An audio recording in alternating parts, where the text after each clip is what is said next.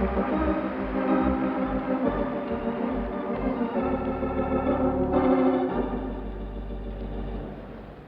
now, ladies and gentlemen, once again, let's have a greeting for your New England Whalers.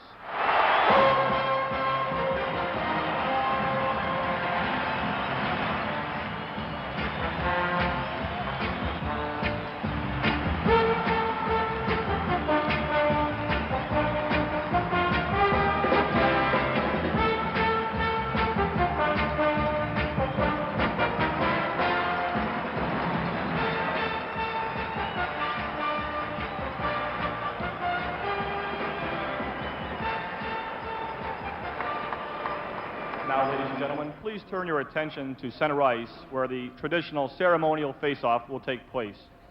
First of all, I'd like to introduce the Chief of the Ice Hockey Department of the Sports Committee of the Soviet Union, Mr. Vyacheslav Koloskov.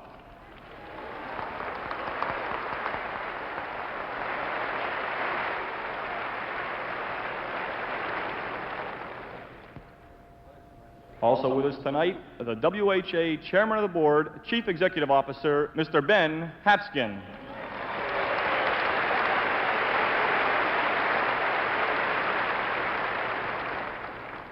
Representing the Canadian Amateur Hockey Association, its President, Mr. Gordon Renwick.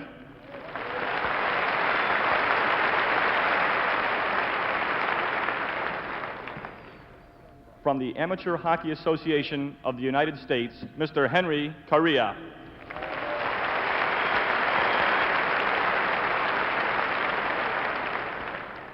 And to drop the puck for the ceremonial face-off, the United States Senator from Connecticut, the Honorable Lowell Weicker.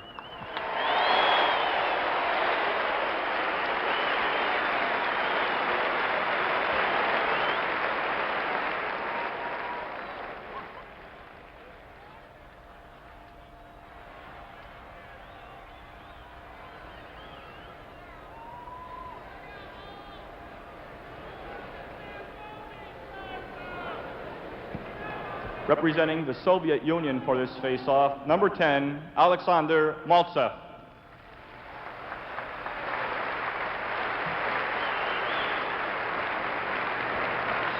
And representing the New England Whalers, number 8, Tom Webster.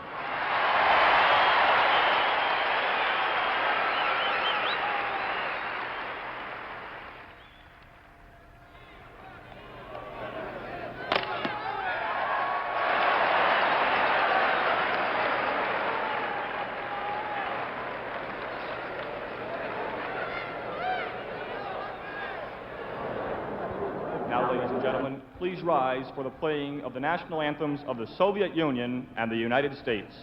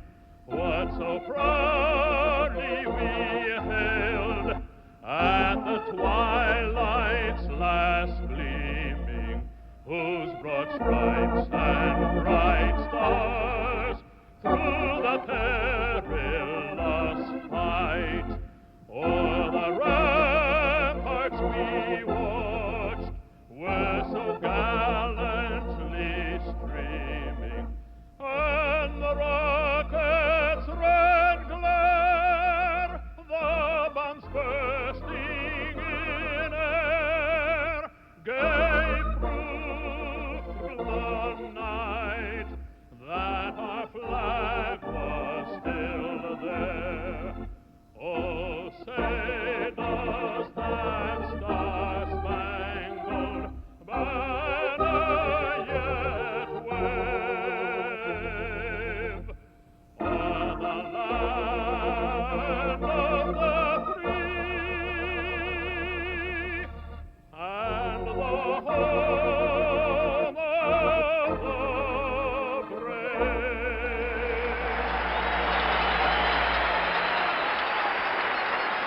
As is traditional in international competition, players from both teams will now exchange gifts.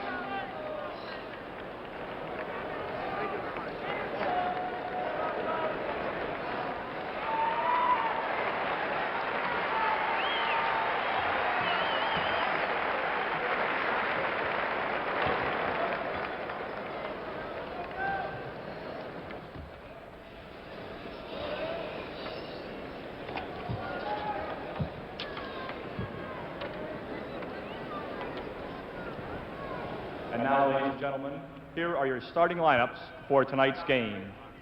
Starting for the Soviet Union, in goal, number 20, Vladislav Tretiak. On defense, number 5, Yuri Lyapkin.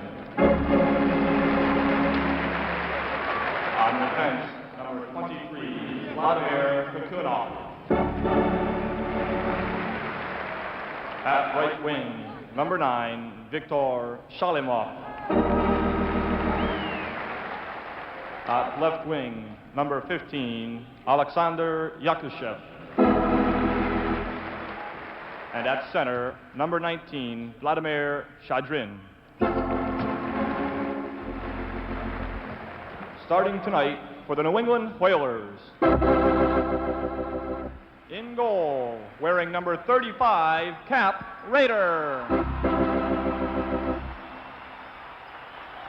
On defense, number 5, Ron Buznick.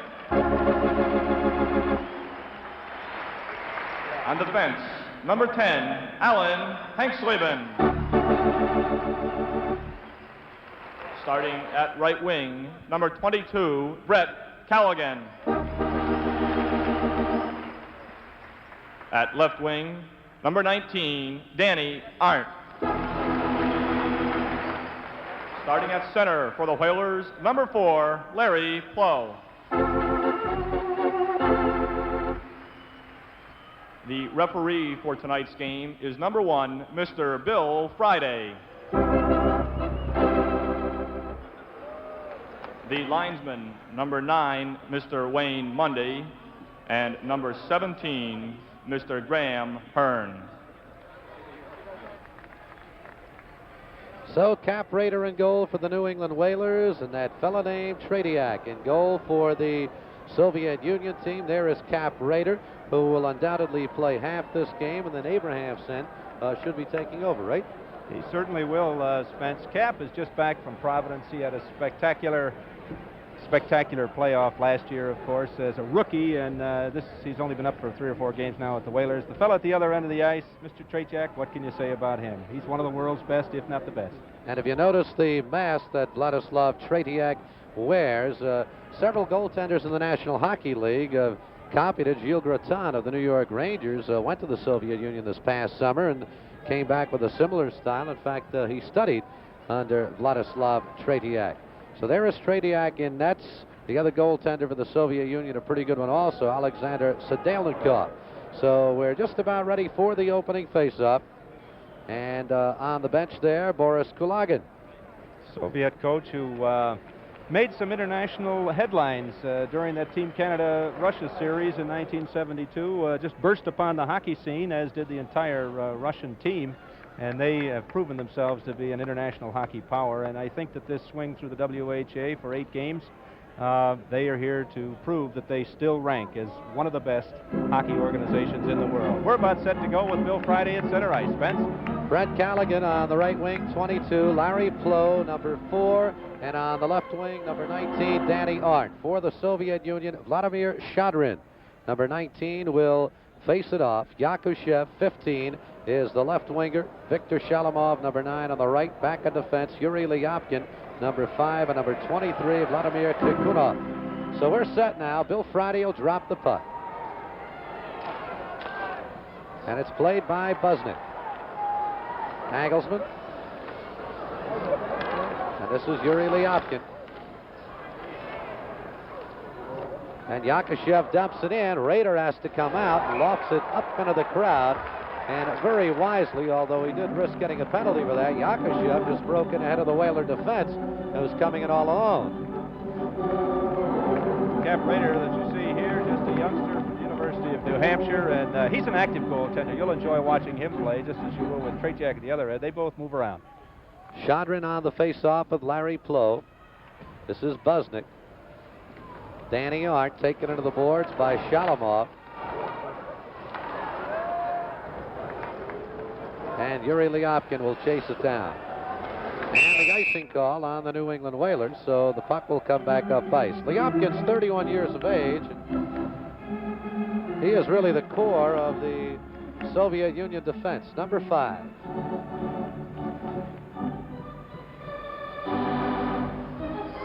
Face-off comes deep in the New England zone. Larry Plow against Vladimir Shadrin. And it's controlled by the Whalers. Hank Slavin. This is Plow. As Callaghan on the right. Gives it into Arndt. Poke back to center. Yakushev comes out. As Shadrin on the right. The save is made up into the crowd.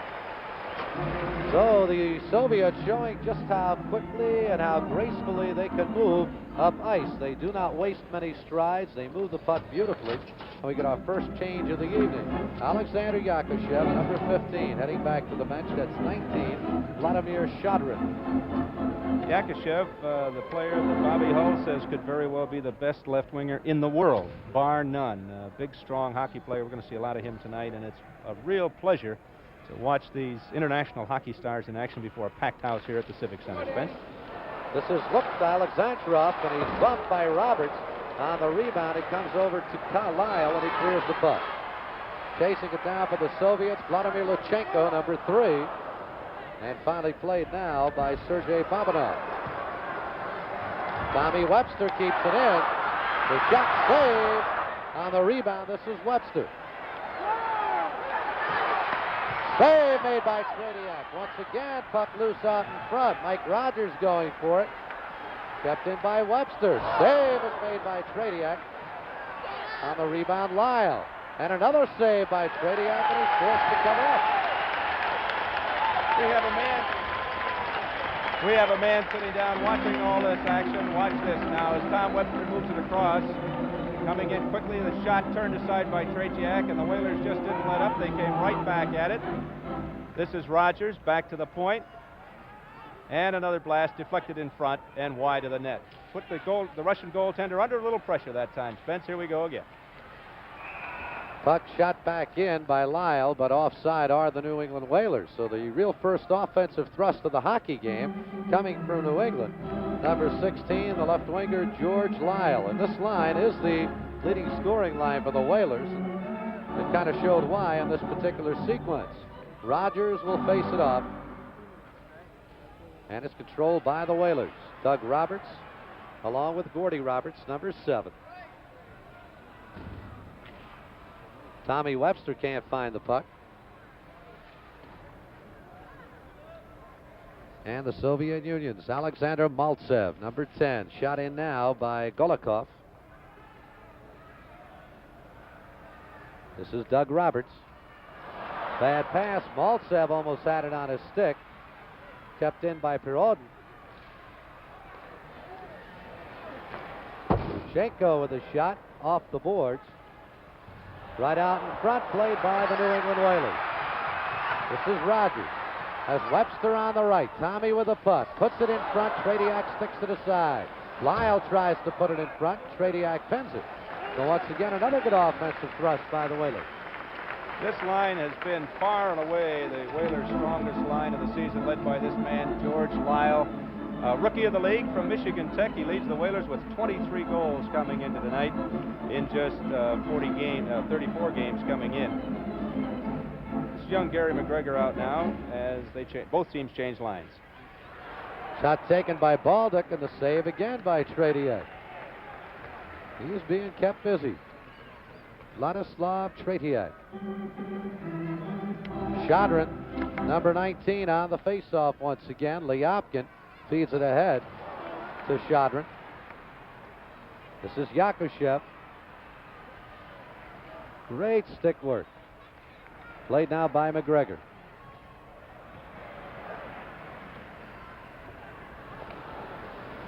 Busnick. Kept in by Lyopkin. Lyopkin's pass knocked down by Baldock. And taken right back by Lyopkin. Shalamov. Yakushev shoots it wide. Shalamov on the rebound. Krikunov shot. And it's played by the Whalers. Baldock shoots it to center.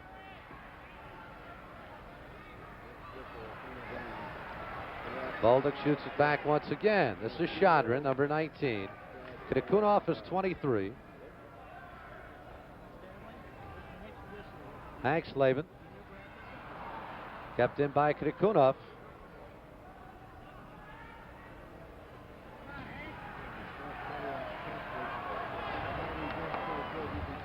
Right out in front to Yakushev. Good drop pass to Krikunov, and the save made by Cap Raider.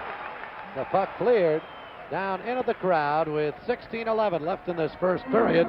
We are scoreless. Let's head down to Stan Fischler. Mark Mulvoy, we saw some great goaltending by Tradiak. How did he get those reflexes?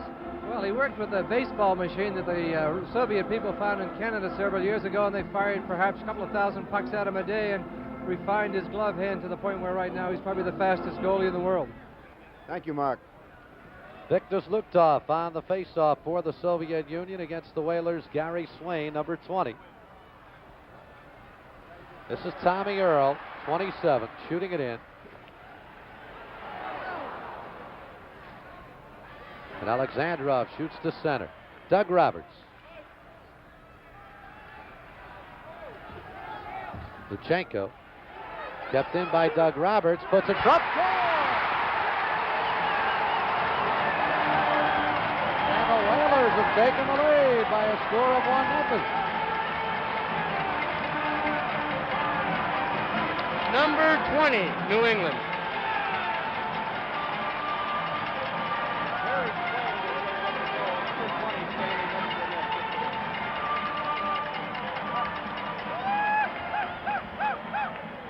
Watch right next to the net now, and the puck will come out for Gary Swain as he tips it through. You'll see it right here, standing right by the pipe, and there it is. So Swain, the man on the right, not Snetsmo. Gary Swain puts the New England Whalers out in front by a score of 1-0. Gordy Roberts for the Whalers to Doug Roberts. And that should go as an icing, as Luchenko touches it down. 15:30 left in this first period, and the Whalers have moved out to a 1-0 lead. And of all the lines to do it, that's not a line that you figure is going to score a lot. Gary Swain is primarily a penalty killer. He skates in the fourth line when Coach Harry Neal deems one necessary. But surprisingly, the Soviet team let him set up shop right in the crease to the right of Tretiak, and he just tipped home the drive from the right point. 1-0 Whalers. Maltsev loses the faceoff. Gordy Roberts, Maltsev, number 10, is after him. We got a penalty coming up against the Soviet Union. It's going to be on Alexander Maltsev, and the Whalers will have the extra man. Bill Friday making the call, and there is Maltsev skating off. And New England will have its power play out with 15:21 remaining. Hey, tell these guys if they don't keep their mouths shut, they'll get extra ones. You heard Bill Friday informing the penalty area that if they don't keep their mouth shut after a penalty, there'll be another one. Bill Friday, probably one of the most colorful referees you'll find, and in a game of this nature, he's going to make sure that it stays under control, I'm sure, Spence. There you see the penalty to Maltsev, 2 minutes, at 4 minutes and 39 seconds of the first period. Victor Luktov, number 22 on the face-off against the Whalers, Mike Rogers. This is Doug Roberts, 14.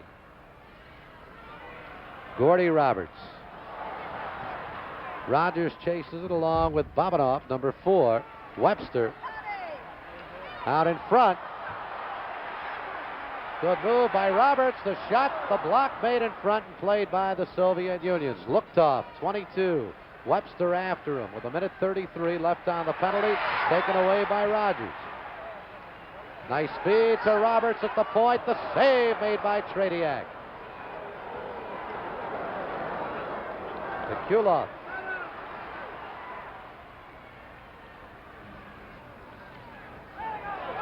And Lyle has it to Rogers. One man back. That is Krakunov. Speed out in front to Lyle. Still has the puck. Has Webster in front. And he fans in the shot. With 1:03 left on the penalty. Dougie Roberts for the Whalers. Tommy Webster, number 8. This is Rogers out in front. No penalty called on that one. It could very easily have been one on the Soviet Union's Krakunov.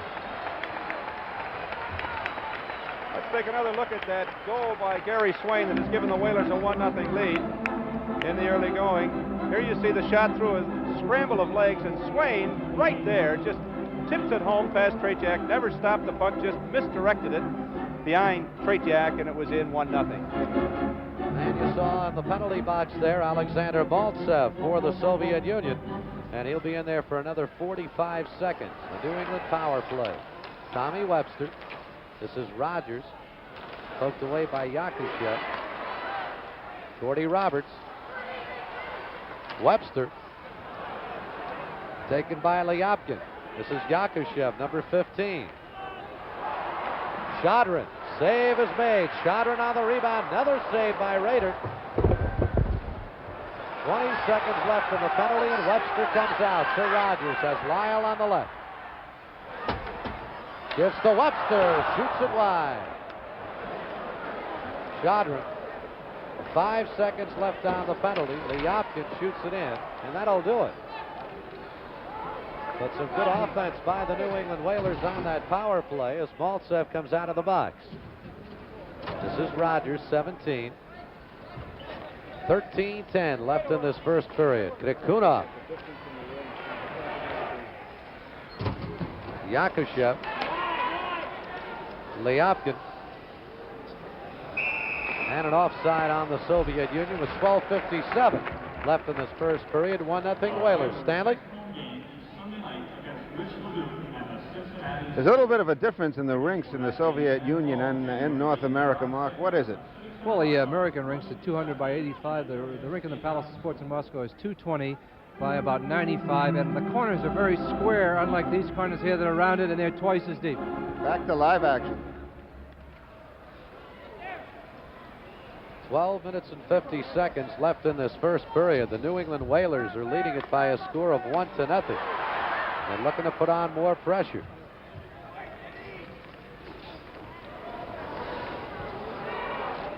Danny Arndt. And Hank Slavin shoots at the length of the ice. And we'll get an icy call on the New England Whalers. And the puck will come back up ice. 12.5 left in this first period. New England leads it by a score of 1-0. Tommy Webster, number 8 for the New England Whalers. We look at number 25 of the Soviet Union, Alexander Bialninov. Tom Webster is one of the premier WHA players. He's been here since the WHA came into existence 5 years ago, after serving a stint with the Detroit Red Wings, playing on the same line with none other than Gordie Howe and Alex Del Vecchio back in their heyday, or part of their heyday. Howe's heyday goes quite some distance, as you know. He's come over here, and from year one, he has led the Whalers in goal scoring. He's an exciting player, and while he hasn't been on the board yet tonight, as you have so accurately described, Spence, he and George Lyle and Mike Rogers have really put a lot of pressure on the Russian goaltender. That is a heck of a line. Larry Plow now out there, centering against Alexander Maltsev, number 10. And this is Maltsev shooting wide. We're going to have double penalties coming up here for the Soviet Union. 25 Soviets, 2 minutes for charging, and 22, 2 minutes for elbowing.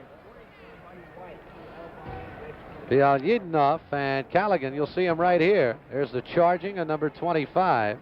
And Callaghan comes right back at him. Bang. And they both go for 2, and the time of those penalties will be 7 minutes, 37 seconds. There's Brett Callaghan. Brett Callaghan, 2 minutes, elbowing. I'm going to penalty 7 minutes, 37 seconds. Bialyidinov For charging. goes off for the Soviet Union, so we will play 4 against 4 for the next 2. 1-0, New England leads it. Plow and Maltsev on the draw. And Hank Slavin shoots it in. Plow causing trouble. Danny Arndt. Danny Arndt having a little bit of trouble in the corner with Vladimir Luchenko, number 2. And we'll have a face-off deep in the Soviet end. Thus far, Bill, we've seen the New England team be far more aggressive. They're taking advantage of errors.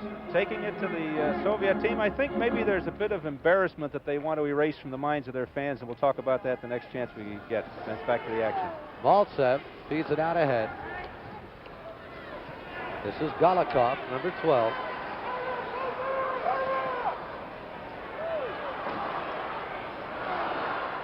Golikov.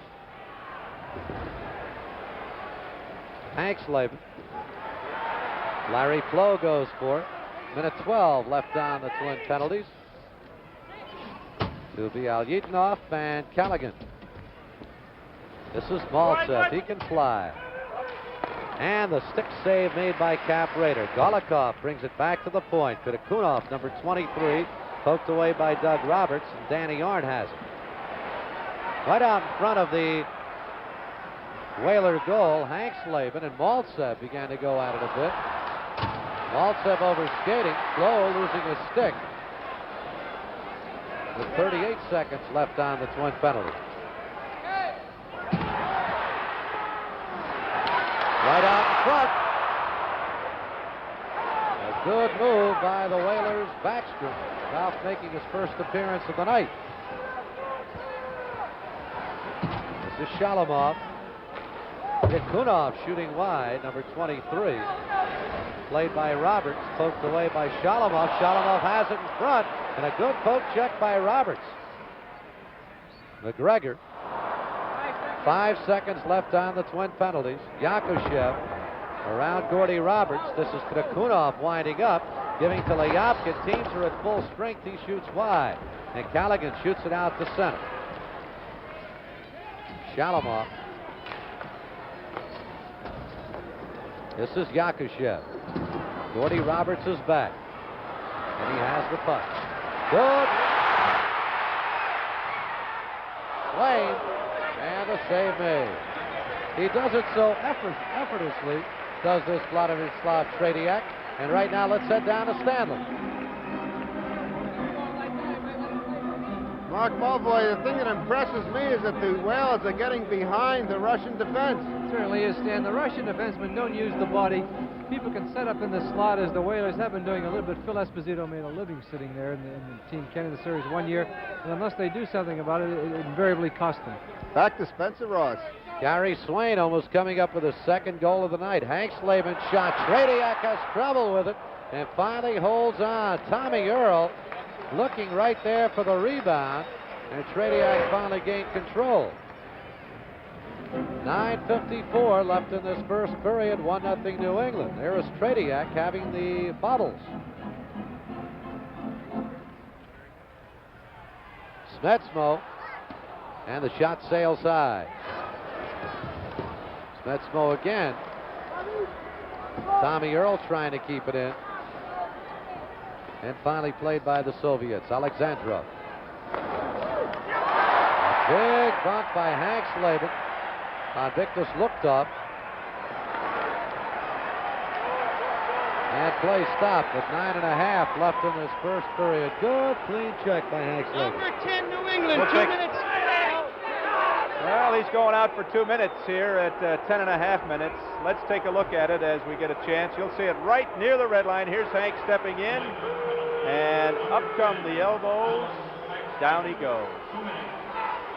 2 minutes for elbow, and Hank doesn't believe it, but there he is. Number 10 for the Whalers. I shouldn't play referee. But here's really where he took the penalty, right up against the boards. He got himself fired up with a little physical play and pays the price, and will spend 2 minutes in the penalty box. Power play now for the Soviet Union. This is their first one of the hockey game.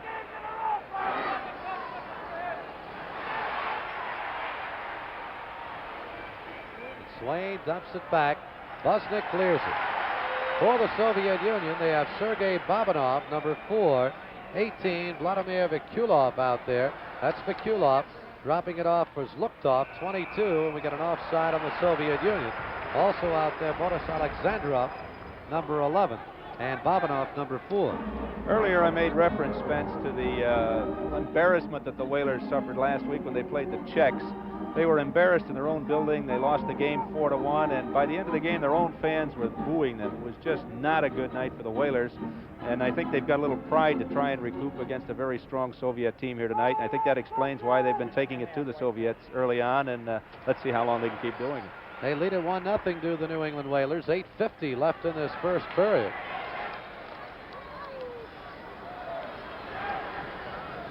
Alexandrov taken down by Swain. Tommy Earl finds the lane.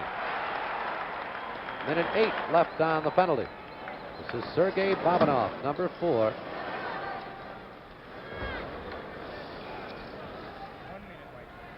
Minute left on the penalty. Vikulov. Tommy Earl pokes it away. Swain shoots ahead. Earl may have a break. Coming in with Luchenko. Tommy Earl still with it, and finally played by Babanov, number 4. Good breakout pass to Alexandrov.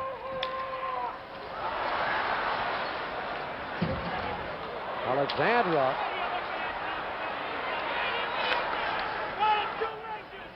.30 seconds left on the penalty. Babanov. Good save by Cap Rader. On Bialyedinov, Alexandrov out in front.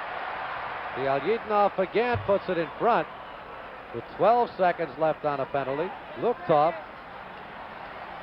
Bialyedinov, number 25. Alexandrov, 11. 2 seconds left on the penalty. Team's at full strength, and here's the man out of the penalty box, Hank Slavin, losing it on a poke check. Bialyedinov, and that stops play on the offside. The Whalers kill off the penalty in beautiful fashion. 7:21 left in this first period. New England leads it 1-0. 7 minutes, 15 seconds left in this first period. The New England Whalers lead it by a score of 1-0. And Cap Rader coming up with yet another save. Popped that one up into the crowd as it came off his stick into the curved portion of the glass. And when I say crowd at the Civic Center tonight here in Hartford, full house, Spence, and they're here at this moment at least cheering this young man on. There you see his goals against average, 3.11. Those 5 games that Cap has played since he's been recalled from Providence. Actually, those are his first 5 games ever in regular season competition for the Whalers. A hero of the playoffs a year ago, a rookie this year. Golikov on the face-off with Rogers. This is Tommy Webster. Roberts. And Doug Roberts shoots it ahead. Foot race here between Rogers and the Soviet Union's Pikubin. And we may have a penalty coming up. We will on the 25 Soviet Union. Soviets, 2 minutes, high stick. High stick called on the Soviet Union's Bialyedinov. So for the second time, he goes into the penalty box. And there you saw him right along the glass at the dark portion at the bottom of the screen. Number 25 goes for 2 minutes. And the New England Whalers have their high-scoring line out there. Number 8, Tommy Webster, along with 17, Mike Rogers, and 16, George Lyle. They're the Soviet Union bench. Their team trailing 1-0. Nikunov, 23, comes back to Roberts at the point. Could have a break here for the Soviets. An offside called on the New England Whalers. And a 2 penalty. minutes for Tripp. Tripping against the Whalers.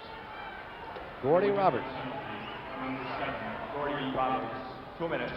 You'll see here as Gordy Roberts got himself caught, was on the way down, and to prevent the breakout, took him right down, and that's all. Bill Friday right behind him. Bang. 2 minutes, Gordy Roberts for tripping. Time of the penalty will be 13 minutes, 21 seconds. Both teams 4 aside now. The penalty coming just 8 seconds after the Russian penalty, so they'll play virtually even. Nullifies a good opportunity for the New England Whalers. This is Yakushev, 15. Dropping it off for Nikunov, 23. Hanksleben, stolen away by Yakushev. Shodrin. Buznik with him. Shodrin losing his stick. And Webster comes out as Rogers on the left of the pass. The shot is wide. Lyopkin on the rebound. Kept in by Rogers. Tries to feed in front. Blocked by Nikunov.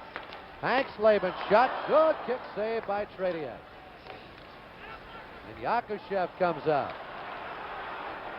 Minute 10 left on the penalty to Roberts of the Whalers. Add, subtract 7 seconds to the penalty to Bialyedinov of the Soviet Union. 5:35 left in this first period. Tommy Webster has it poked away by Vladimir Shodrin. And it is played by Vladimir Nikunov, 23. It's Rogers after him. There's Yakushev. Big, long, rambling strides.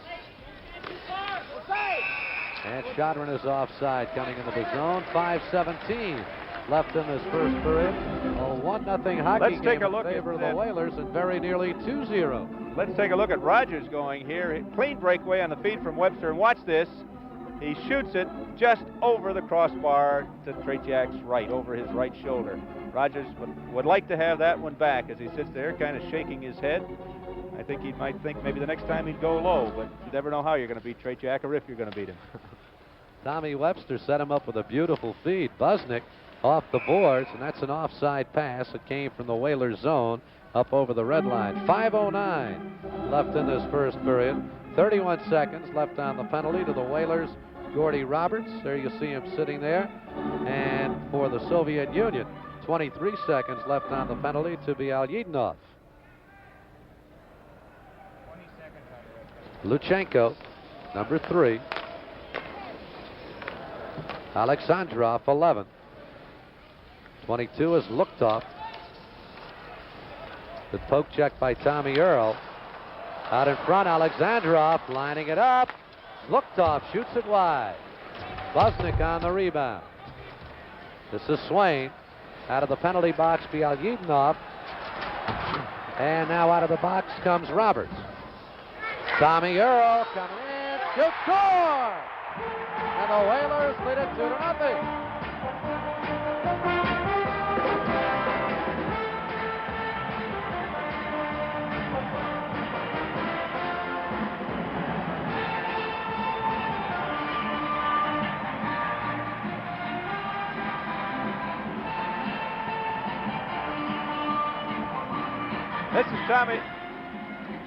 This is Tommy Earl, just called back today from Providence to play in this game.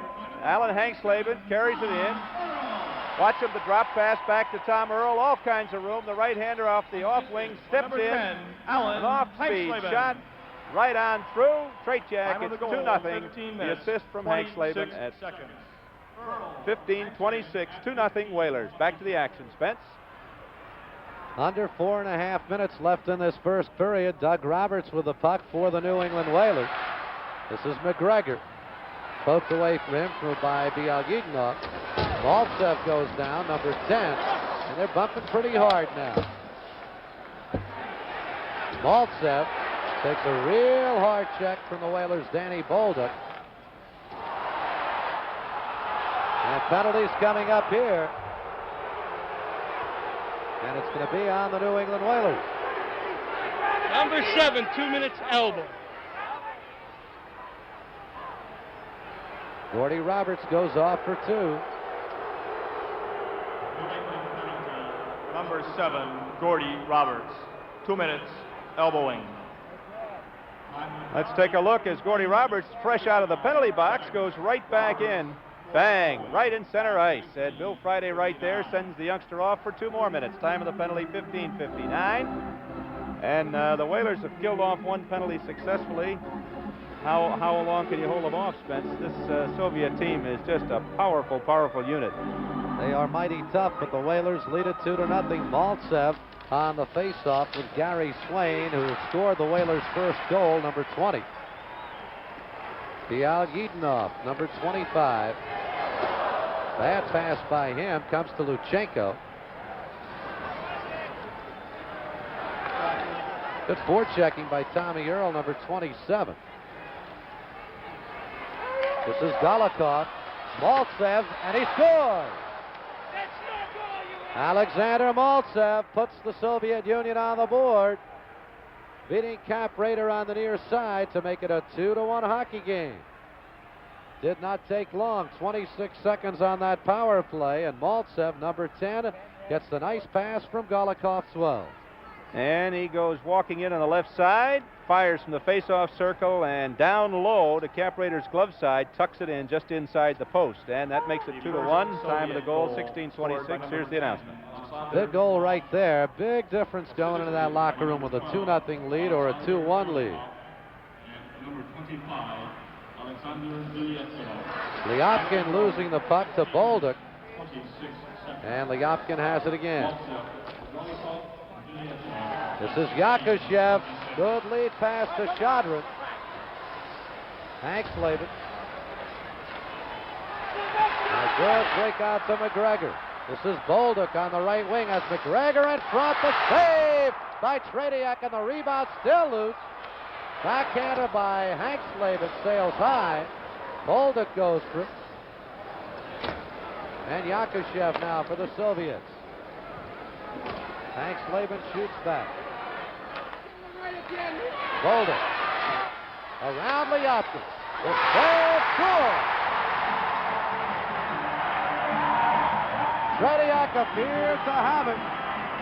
And then it deflected in. Danny Bolduc makes it a 3-1 hockey game. I don't know if he's going to give credit to Bolduc or to McGregor. 21 and 12. Bolduc fired it, and McGregor was climbing all over Tretiak in the goal mouth, and I don't know. I thought that if he got his stick on it, it would have been too high and disallowed, but Bill Friday waved it off, so presumably, well, let's listen. Scored by number 12, Gary McGregor. It was McGregor getting the goal. Assisted by number 21, Danny Bolduc. And number 9, Ralph Backstrom. Time of the goal, 17 minutes, 19 seconds. Here's Luchthoff right back, shooting it wide. 17-19. Bobanov, plenty of time. Shot is blocked out in front, still loose. Luchthoff goes for it. Backstrom, this is Alexandrov, number 11. Bobanov going to have to start it over. 2:14 left in the first period. 3-1, the New England Whalers are out in front. Callaghan shoots it back. 2 minutes even left in the second period. Mikulov cranks up and takes a big bump from Hank Slavin. Larry Flo. Good break-in pass. Flo goes for it again. Hart. Callahan. This is Flo. Callaghan. Good puck control by the Whalers. Flo shoots it wide. On the rebound, Roberts keeps it in. And we got a penalty coming up.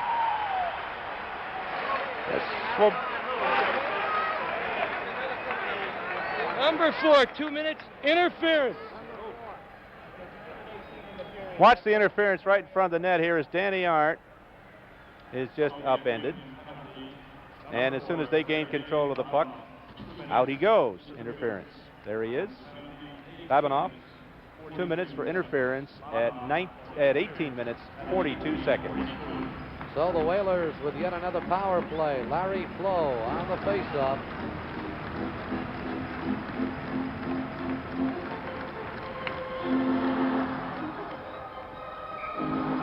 And that is Golikov, number 12 for the Soviet Union. Tommy Webster, but the puck is cleared by Luchenko.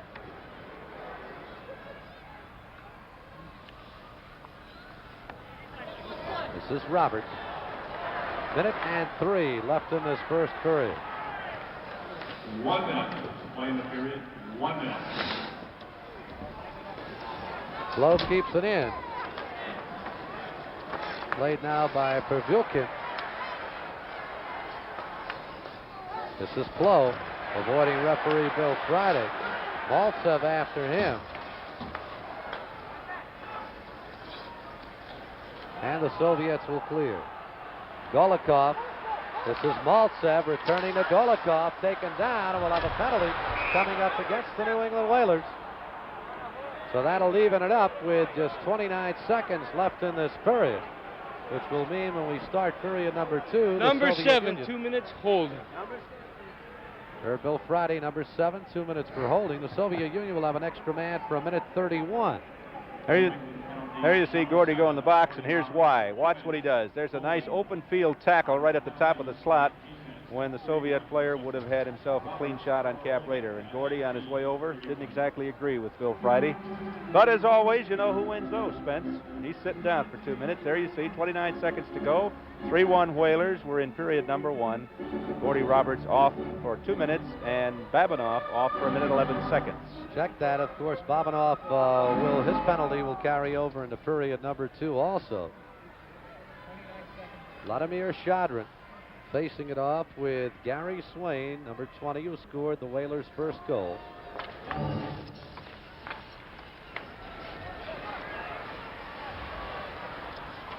Shadrin around Busnick. 18 seconds left in the period. Yakushev, good save by Rader. Shalamov. Save by Rader. Does he have it? He pounces on it. Could not find that shot by Viktor Shalamov, and finally did. Watch this and see what you think about how close it got and whether Rader really knew where it was. Here it comes now. The shot comes in. Rader stops it. Suddenly realized he doesn't have it. Where did it go? There it is. I better sit down. And down he went.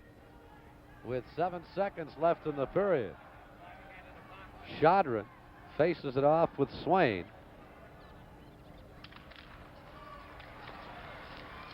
Tagankov loses it. Tommy Earl, 1 second, the shot to save as the buzzer sounds, ending the first period, and that kind of typifies the kind of first period we have had here at the Hartford Civic Center. There is Vladislav Tretiak skating off back to the Soviet Union locker room, and after 1 period of play, the score, the New England Whalers 3 and the Soviet Union 1. I know even this partisan crowd has to be a bit surprised at the way this first period has transpired, with the Whalers leading it by a score of 3-1. Goals by Swain, Tommy Earl, Gary McGregor. and Gary McGregor. Right. The interesting thing, and I don't know, just as you were turning around and picking up those notes, Spence, if you heard the crowd reaction, shots on goal in the first period, the Soviet national team 8, the New England Whalers 19. Last Monday, when the Czechoslovakian national team was here, the Whalers' game total was 19. First couple of minutes of the game, it was kind of even, and then the Whalers began to make thrusts into the Soviet end, and for a while you began to think, well, Tretiak was going to stop them all. And then it was Swain who put the first one in, and you began to realize that the Soviet Union hockey team could be beaten, could be taken at least. Well, one of the things, as we started to talk about earlier, this is the first game on an 8-game tour for the Soviets. They flew from Moscow yesterday. They've got a bit of a jet lag. I'm not making an excuse for them. They're down 3-1, and the crowd here is happy, I'm sure. But there could be something to be said for the long trip over from Moscow. And right now we're going to head downstairs to Stan Fischler. Stanley? Thank you, Spence. The man on my left, a very happy man right now, is Howard Baldwin, who is the president of the Whalers and a man who has some interesting ideas about international hockey. What I want to know is whether there's ever going to be an intercontinental hockey league. Well, I don't know about an intercontinental hockey league, but I can see in the future there being a division that plays during the regular season, an intertwined schedule with our league, and we go over there for a series of games, and the games count in the standings. I think that that's what we're heading towards, and I think that would be good for hockey.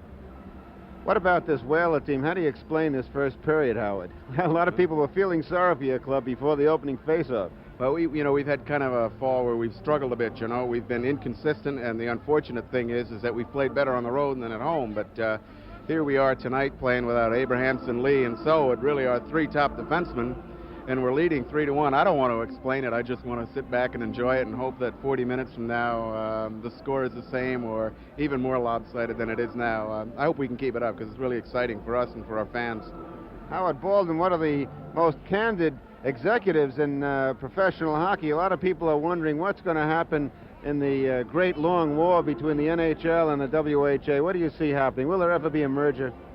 Well, I think that we all better get smart and better get together and at least talk about what's good for professional hockey and what's in the best interest, not only for ownership, but for players and also for the fans. I think that what you see now is a very bad situation, and the problem is that we all can't get together and talk about it, and that's because half the people have their heads buried in sand, and the other half of people want to do something about it.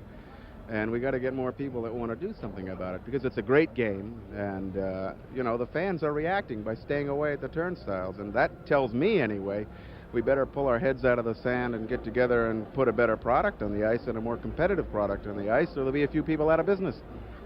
Well, you got détente with the Soviet team. You seem to be able to work out a pretty good schedule with them. How come you can't get détente with the NHL, or will you ever get it? Do you think it'll ever happen, Howard? Well, I think it'll happen because I think they got some smart people over there that realize that in the best interest of hockey, everybody should get together in some way. I don't know whether it's a merger or what, but we all should sit down and figure out what's best for professional hockey, what's best for the franchises and for the players and for the fans, and come up with a logical solution. And as long as people will recognize there's a problem, then they got to realize that there's a solution to it and sit down and try to solve it. If they do that, it can be solved. But if we all just try to avoid it, then can't solve it.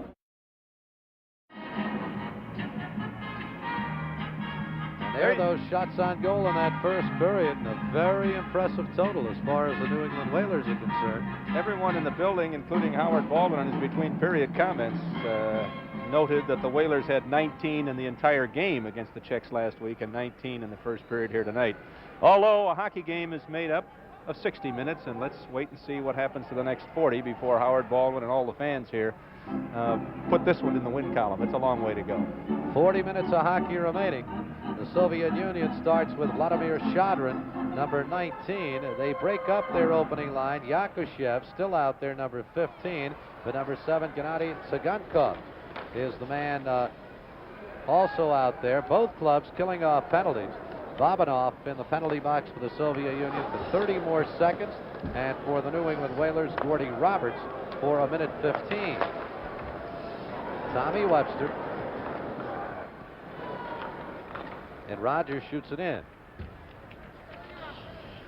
Yuri Lyopkin. Rogers after him. Played by Vladimir Shadrin. Tsygankov, number 7. Shadrin takes a bump from Hanksleben. Out of the penalty box comes Babanov. The Soviet Union now on a power play for 45 seconds. And Lyopkin cannot keep it in. This is Tsygankov.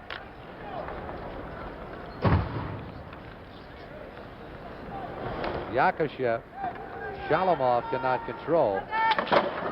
Bosnick. Rader. Check it. That's Hank Slavin who went down right in the crease. And he is hurt. And we're going to have a penalty coming up. This is Joe Altott, the Whalers trainer, rushing to Hank Slavin's aid. He went right into the goal post. 15's going. I'll let you know what for. 15 is going, you heard Bill Friday say. That's Yakashev going for the interference or whatever. Let's watch. Watch him come right into the goal post now. To be down near the bottom of the screen as Hank gets up. Watch the post. Here comes the push from behind. Hank looking to his left, and into the goal post he goes, and it looks like he hit right around the hip bone, I think, Spence. And he's all right. Hank is up, and that makes everybody happy because Yakashev goes into the penalty 15, box. 2 minutes for cross-check. Cross-check the call, and not only are the Whaler fans happy to see any injured player get up, but Hank Slavin, one of the 4 defensemen they have tonight. Yakashev for cross-checking, and here it is into the back of number 10. Down he goes in the crease, right into the pipe. Bang. Ooh. Felt that one up here, Spence. And a little bit higher. That could have been 3 or 4 broken ribs. No doubt about it. 26 seconds left on the penalty to the Whalers' Gordy Roberts. And then the Whalers will have the power play. This is Shadrin. Shot by Leopkin. Good save by Cap Raider. Sagankov, number 7. This is Shalamov.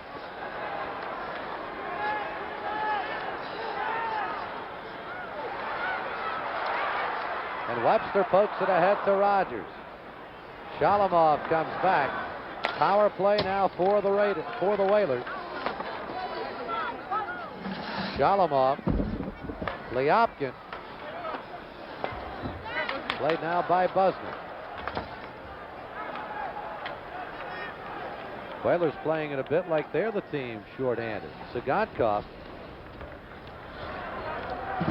This is Gordy Roberts. Doug Roberts. Rogers.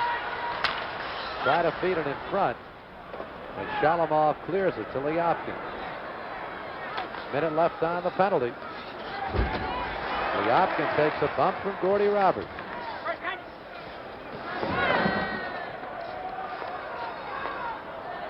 Tommy Webster. Bobanoff, number 4, to Shadrin.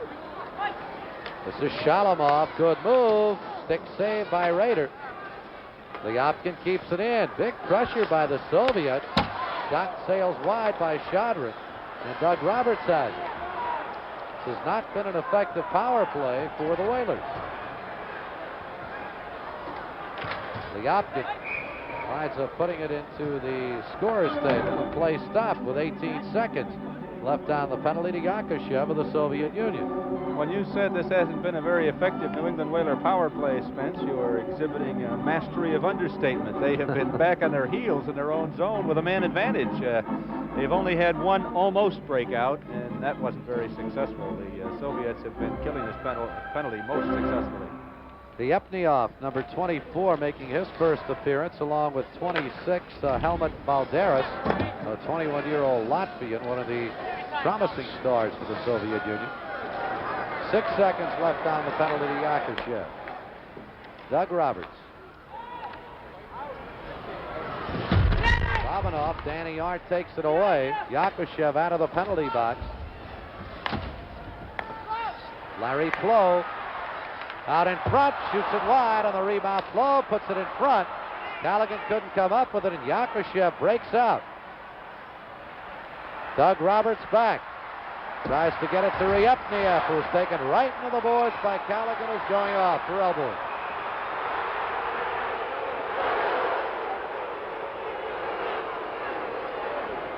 .22, 2 minutes for the elbow, and 10. I'll get you a man for it. There you heard it. Brett Callaghan, 2 minutes for the elbow, and 10, and I'll get you a man for that one. Callaghan gets the misconduct. Here's the announcement. Brett Callaghan, 2 minutes elbowing and a 10-minute misconduct. Time of the penalties, 3 minutes, 30 seconds. Callaghan, 2 minutes for elbowing and a 10-minute misconduct at 3:30. Jim Troy, number 25, goes over to serve the minor penalty to Brett Callaghan, and Brett will be gone for 10 additional minutes for a comment to the referee. So the Whalers are short again, Spence, and this is what I'm sure is concerning everyone. How long can they hold off the Soviet power play? And Coach Konstantin Lokhtov putting out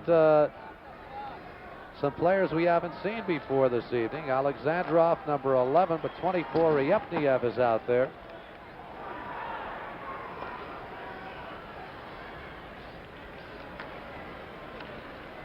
This is Luchenko. Alexandrov can't find the puck. And it's cleared back by Hank Slavin. Ryepniev.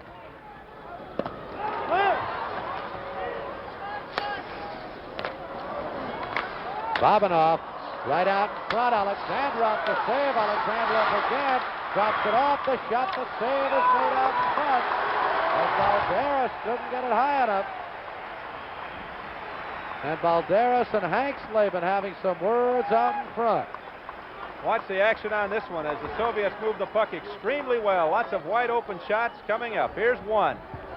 Save. Up in the air it goes. Everybody scrambles. Here's two. He can't get it off. It's loose. There's three, and now four people fall on it, and we get the whistle from Bill Friday. Minute 23 left on the penalty to the New England Whalers. Callaghan and Cap Raider tested right there.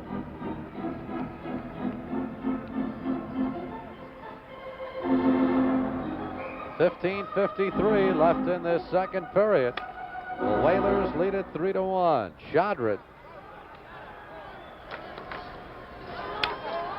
Yakushev goes for it.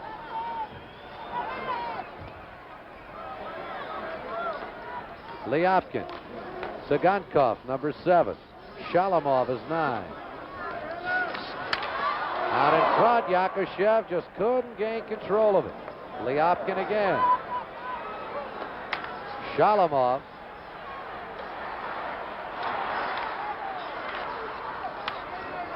Shadrin, 19. Lyapkin, Sagankov.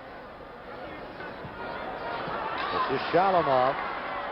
43 seconds left on the penalty.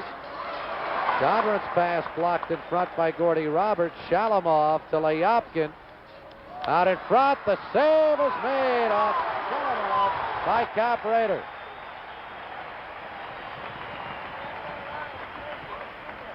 That was a good save, certainly, by Cap Raider, but let's go back to the more spectacular one just a few moments ago when he had 3 shots coming at him. Watch the action as Cap saw it. Here it is, puck in the air, out it goes again, another shot, loose again, he turns around and finally gets help from his friends, and they all fall on it. 32 seconds left on the penalty now to the Whalers Callaghan, and they clear the puck. 34 seconds went off the clock without a Whaler touching the puck during that last try for the Soviets, Spence. Here's Bialyedinov to Maltsev. Great puck control by the Soviet club, Bill. Unbelievable. But they didn't dent Raider yet. They've got 6 seconds to go on this penalty. Here's Golikov. Maltsev goes in for it. Callaghan's out of the penalty box. Luchenko blocked right in front by Gordy Roberts.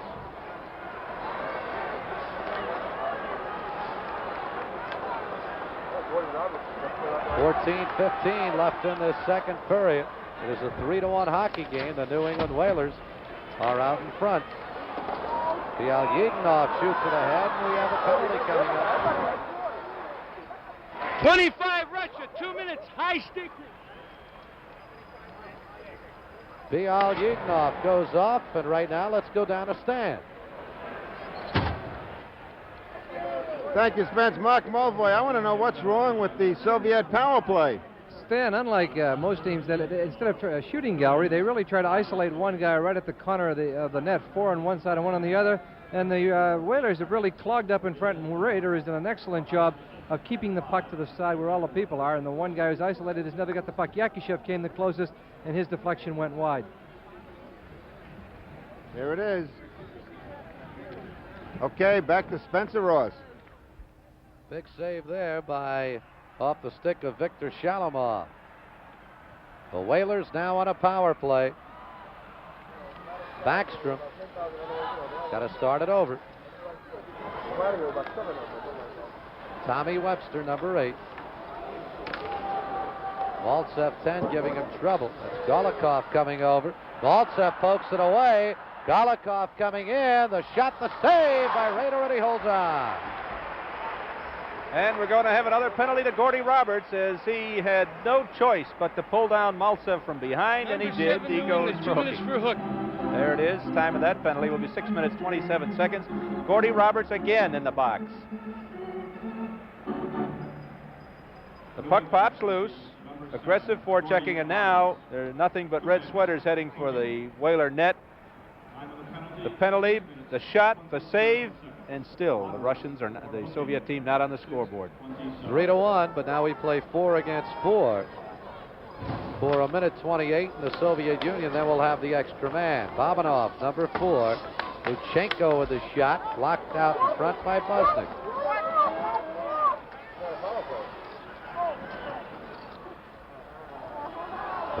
Whalers lead it. Spencer Ross, Bill Rasmussen, Stan Fischler, Mark Mulvoy for Home Box Office Sports.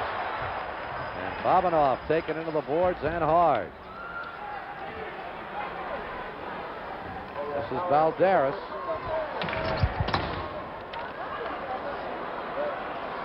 The Epniev. And a penalty coming up again on the New England Whalers.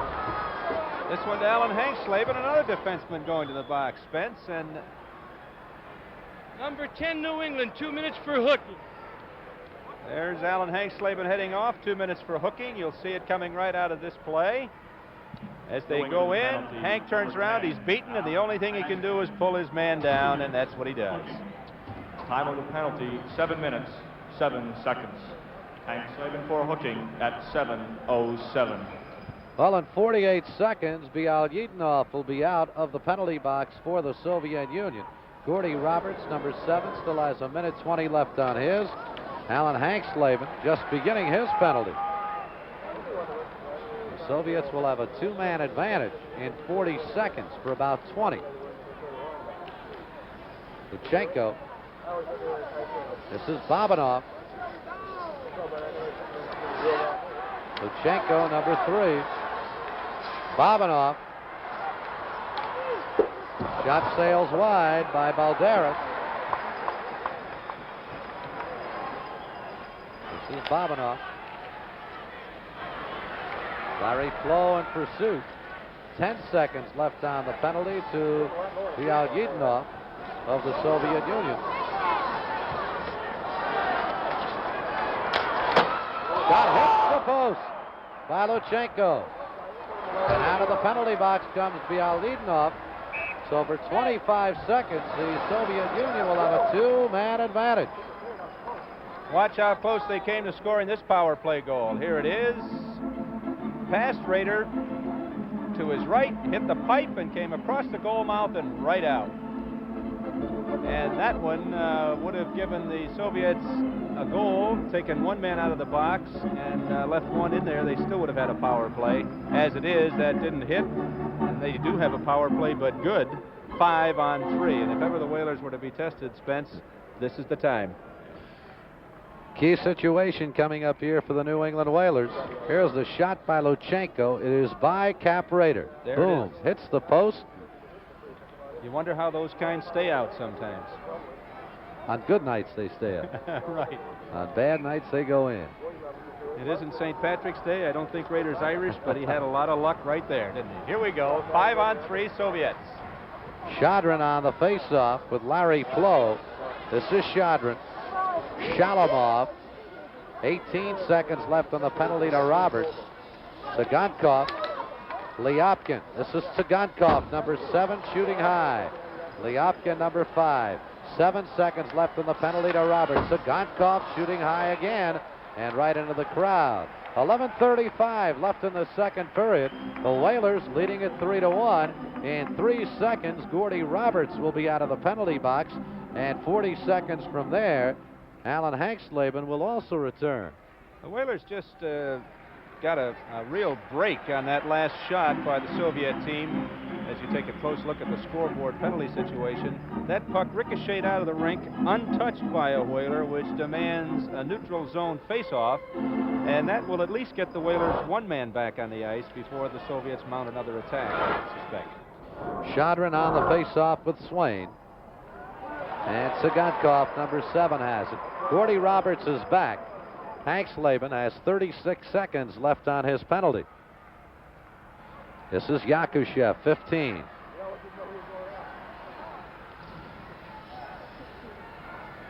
Sigankov, number 7. Lyopkin, 5. Sigankov. Third time in a row, Sigankov has hit the glass. Yakushev having trouble. Shalamov, Sigankov. Shalamov. Lyopkin. Here's Shalamov again. Out of the penalty box comes Hank Slavin. Teams are at full strength. The Whalers have killed it off. Lyopkin's pass blocked by Hank Slavin and played now by Sigankov. Well-deserved round of applause from these Whaler fans. Yakushev. And Tommy Earl comes back. Sigankov with him. Penalty coming up on Gennady Sigankov, number 7 of the Soviet Union. He can't believe that one. 2 minutes more. Tommy Earl is a deceptive skater, and even though he's a right-handed shooter, he always comes down the left side, and he starts to turn that corner, and you'll see here. Watch what happens here as he comes in. Earl, a right-hander, puts it out on the backhand, tries to go in, and there he has to be pulled down. 2 minutes, Sigankov at 9:37. The Whalers have the power play, and after killing off that 5-on-3 situation, Spence, they've got to be a little high now that they've got the man advantage. That was a key situation right there for the New England Whalers. Alexander Maltsev for the Soviet Union to take this face-off with Rogers. And the puck is cleared by Bialyidnov. Doug Roberts.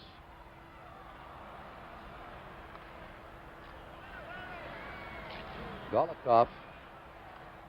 And Tommy Webster.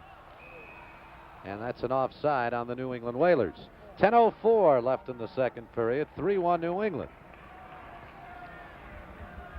We're going to be finding out very shortly whether we're going to have the goaltenders changing here as we come to the midway point of the second period of this hockey game. Good look at the Hartford Civic Center, a new complex, not quite 2 years old. It'll be celebrating its second hockey birthday come January 11th, just a couple of weeks from now.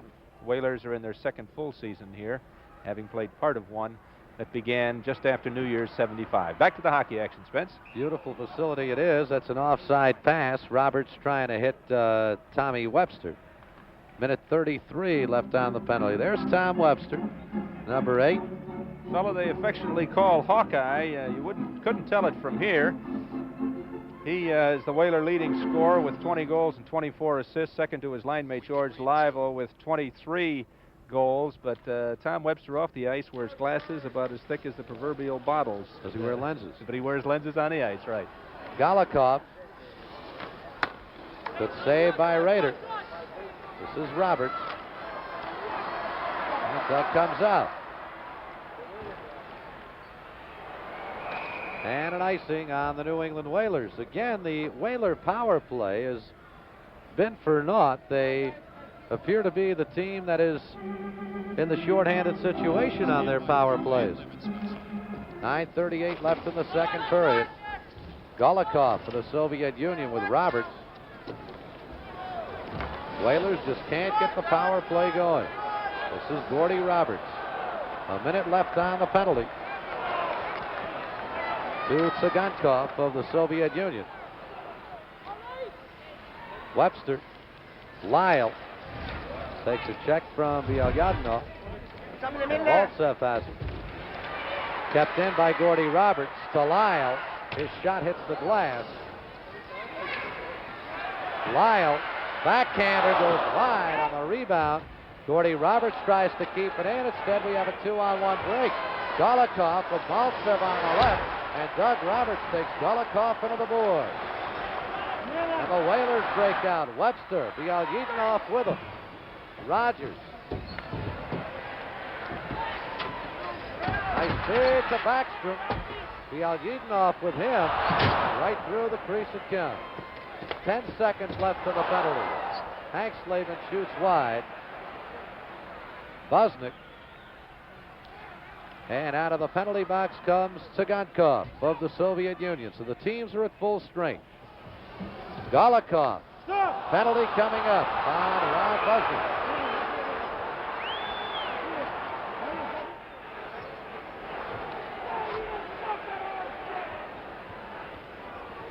Number 5, 2 for tripping.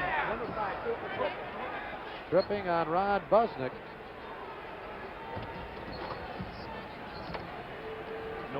You'll watch this as Tsygankov comes out of the box. He's playing the puck, tries to step into the slot, and Buzzy is right there to haul him down. 2 minutes for tripping at 11:46. So the Soviets are back on the power play situation, and they have a face-off to the left of Cap Raider. Doug Roberts, the elder of the two Roberts brothers, number 14, comes into your picture. He's been shuttling back and forth between here and Providence. He's back for the game tonight, as is Tom Earl, just called up this afternoon for this particular game. You're looking at Vladimir Ryepniev of the Soviet Union, number 24. Power play for the Soviet Union. And Gordy Roberts gets rid of it.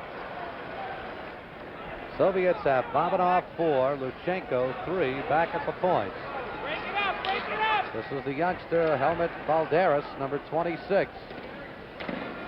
Shot is blocked by Dougie Roberts. Kept in by Luchenko. Babanov 4. Golikov, number 11.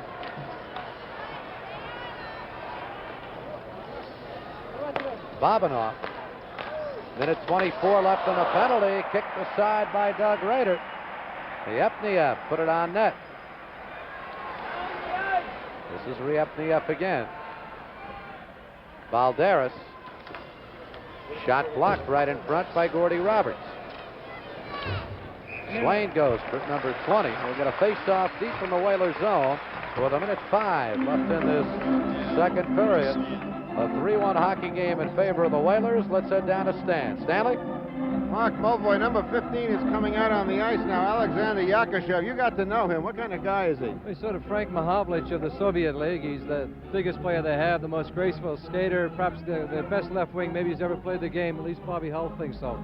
Do you think he's rough enough to play against NHL, WHA types? I think he can be as rough as he has to be. Of course, over in their league, the leading penalty getter last year had 24 minutes, which is what a lot of players in this league get every once a week. Okay, back to Spencer Ross. 7:18 left in the second period. 3-1. New England Whalers lead it. Soviets on a power play for yet a minute 5. Yuri Lyapkin. Tsygankov, number 7. This is Shalamov, 9. Tsygankov with a shot, save, rebound in front. Yakushev went for it, couldn't get a shot on. 45 seconds left on the penalty. Yakushev, Shadrin. This is Shalamov. Tsygankov. Shalamov. Tsygankov. Stick save by Cap Raider. Yakushev has it. 28 seconds left in the penalty. Lyapkin blocked in front off a screen, and Doug Roberts just puts it right up into Cap Raider. Interesting as you watch Doug Roberts with a little experience. Here's the shot, the save, and Cap Raider has the rebound out of control. He first looked back to his left, couldn't find it. Doug comes to his rescue and just shovels it right into the pads. No panic there when you're one of the experienced players on the ice. You know what to do, how to stop it all. 20 seconds left on the penalty to Ron Busnick. The Whalers have been short now 8 times in this hockey game and surrendered 1 goal. This is Shalamov. Tsygankov is 7. Shalamov is 9. Right out in front. Yakushev tries to put it home. And the Soviets are contending that the puck went through the netting. Bill Friday says, no, it didn't. We're going to have a face-off right here. Let's take a look. Here it comes quickly now at the corner. Did it go behind cap and in or not? What do you think, Spence? Well, it certainly didn't go in and come out as the Soviets were contending, and if it was in the first place, it had to stay there. There wouldn't have been any question, right? Just 5 seconds left on the penalty now to Busnick. 6:18 left in the second period. This period has been scoreless. Doug Roberts. Busnick is out of the penalty box. The Whalers have killed it off. Doug Roberts to Larry Flo. Could not move around Lyopkin. That's an offside pass. Play stop. 6:04 left in the second. That's Lyopkin. Still 3-1 as we watch line change down on the ice. Spence, the play of Doug Roberts here tonight has to be a little bit surprising to many of the Whaler fans.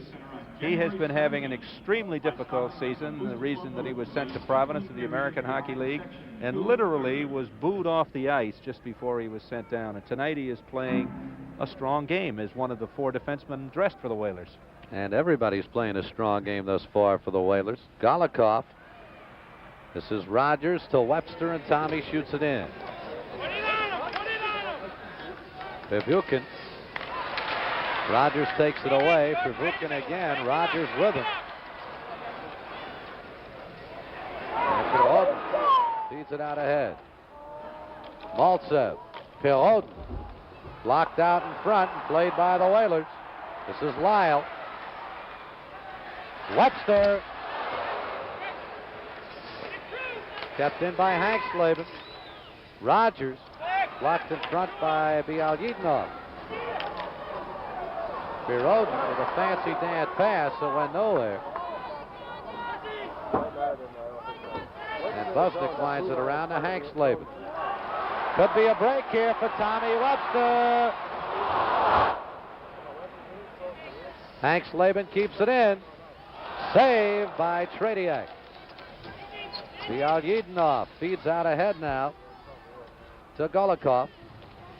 Maltsev, number 10.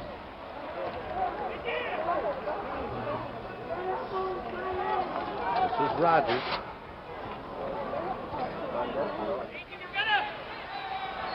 No icing, waved off by the linesman. Bialyedinov. That's Danny Bolduc out in front. Golikov, saved by Cap Raiders. Busnick, 4:20 left in the second period. Whalers lead it by a score of 3-1, and a face-off coming up deep in New England end. With 4:17 left in the second period, 3-1 New England. Let's head down to Stanley. Stan Fischler here with Larry Rausch, a well-known attorney, represents Brad Park. Larry, would you have any trouble marketing some of these Soviet hockey players? No, Stan, it would be a pleasure to have the problem. Who do you think would be the most marketable? Probably a fellow not playing tonight, Valery Kolomov. Back up to Spencer Ross. With 4:13 remaining in the second period.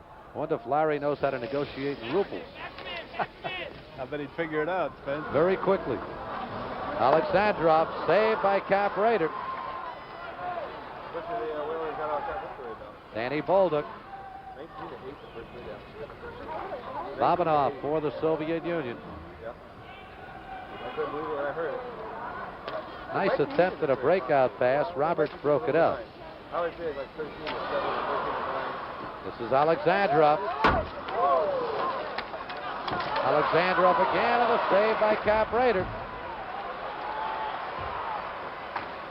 Danny Bolduc. That'll be an offside on the New England Whalers with 3:24 left in the second. We were talking about it earlier, Spence, and at the other end of the ice, Cap Raider is still in there. They have not changed goals. As we take a look at young Gary McGregor, just recently acquired by the Whalers from the Indianapolis Racers. Gary, incidentally, the first junior in the OHA to ever score 100 goals prior to turning pro in one season. He's a very productive scorer, although he hasn't shown it tonight. He scored one, and it was not exactly the prettiest of goals, but I don't think he's going to give it back. It's been very instrumental thus far. A 3-1 lead for the New England Whalers with 3:20 left in the second period. Sagonkov getting it over to Viktor Shalamov. Nice move by Yakushev. Backstrom chasing it with Sagonkov. Yakushev to Shalamov. Yakushev.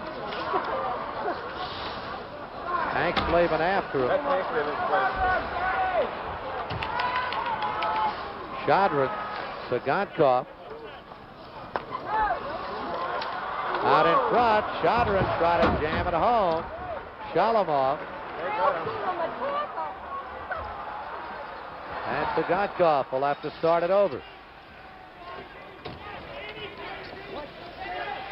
2.5 left in the second period. Alexander Yakushev. Drop pass to Shadrin. Saved by Cap Raider. Clears to the side. Backstrom tries to get it out of the zone. Sagonkov. This is Yakushev. Buznik right after him. And Larry Flo feeds it out ahead. Torrey.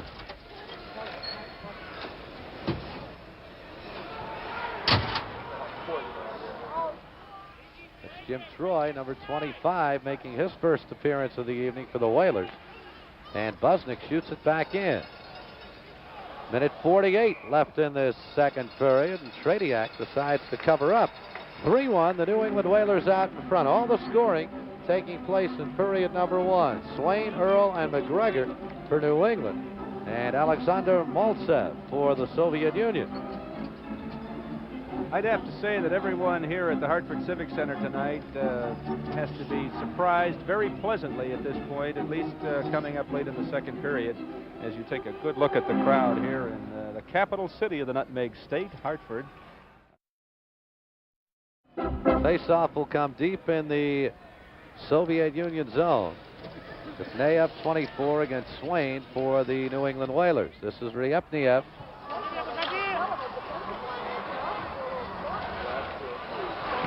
Vetsmo goes for it. Maltsev, good move. Blocked right out in front by Roberts. Here's Swain has Tommy Earl on his right. Ryepniev has it. Maltsev. Golikov. And up into the crowd it goes with 1:12 left in the second period.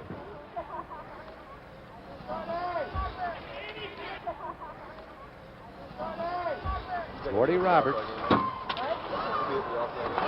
Valderas after him, doing some good forechecking. 1 minute. Play the period. 1 minute.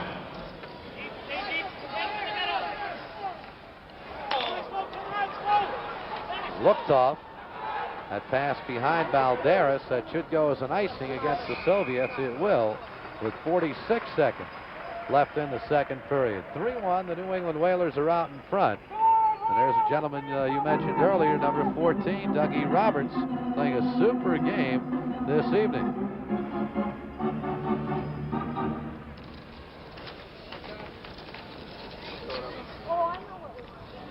Hank Slavin.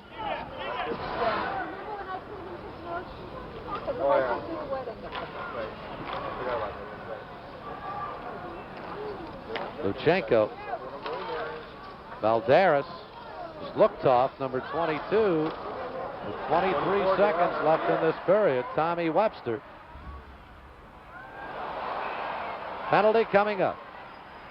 Going to take them both, I think, Spence. Valderas and Webster. 26 Russia, 2 minutes for boarding. Him too. And number 8, 2 minutes for roughing. Can't get away from Bill Friday. Him too. Pinning Tommy Webster. Helmut Balderas can't believe it, but he's going to go for 2, and Tom Webster's already 2 minutes boarding. gone over for his 2. Number 8, Tom Webster, 2 minutes roughing. Time of the penalties, 19 minutes, 42 seconds. Here you'll see it. Balderas for boarding, Webster for roughing at 19:42. Webster came off the boards with a pretty good right there, Spence, and he deserved the 2 minutes that he got, but I guess Helmut deserved it beforehand to cause it all. Here we go, final 18 seconds. Alexandrov taken away by Larry Flo. 2 seconds, that'll do it. So a scoreless second period of hockey, but nevertheless a good one as far as the New England Whalers are concerned. Cap Rader skating back to his locker room, and after 2 periods of play here at the Hartford Civic Center, it is the New England Whalers still holding on to that 3-1 lead. Only 3 shots on goal, Spence. It was a tough period for New England. 13 for the Soviet Union. 2 period totals now a little more like it. 21 for the Soviets, 22 for the Whalers. They're even just about in shots, but the Whalers still hold that 3-1 lead. I think it's significant that Harry Neal decided Cap Rader is playing such a strong game. He decided not to change at the middle of the period. Let's see if he's going to let Krister play at all here in the 3rd period. Krister Abrahamsson. I would kind of think not the way Rader has gone, particularly in that 2nd period. Didn't get much work in period number 1.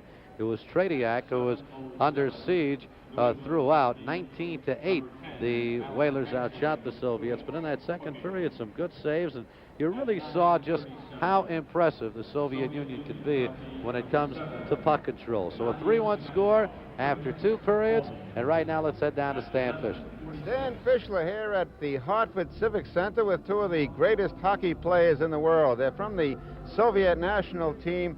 On my left is Vladimir Petrov. On my right is Boris Mikhailov, and my interpreter from the TASS network, Mr. Kukushkin.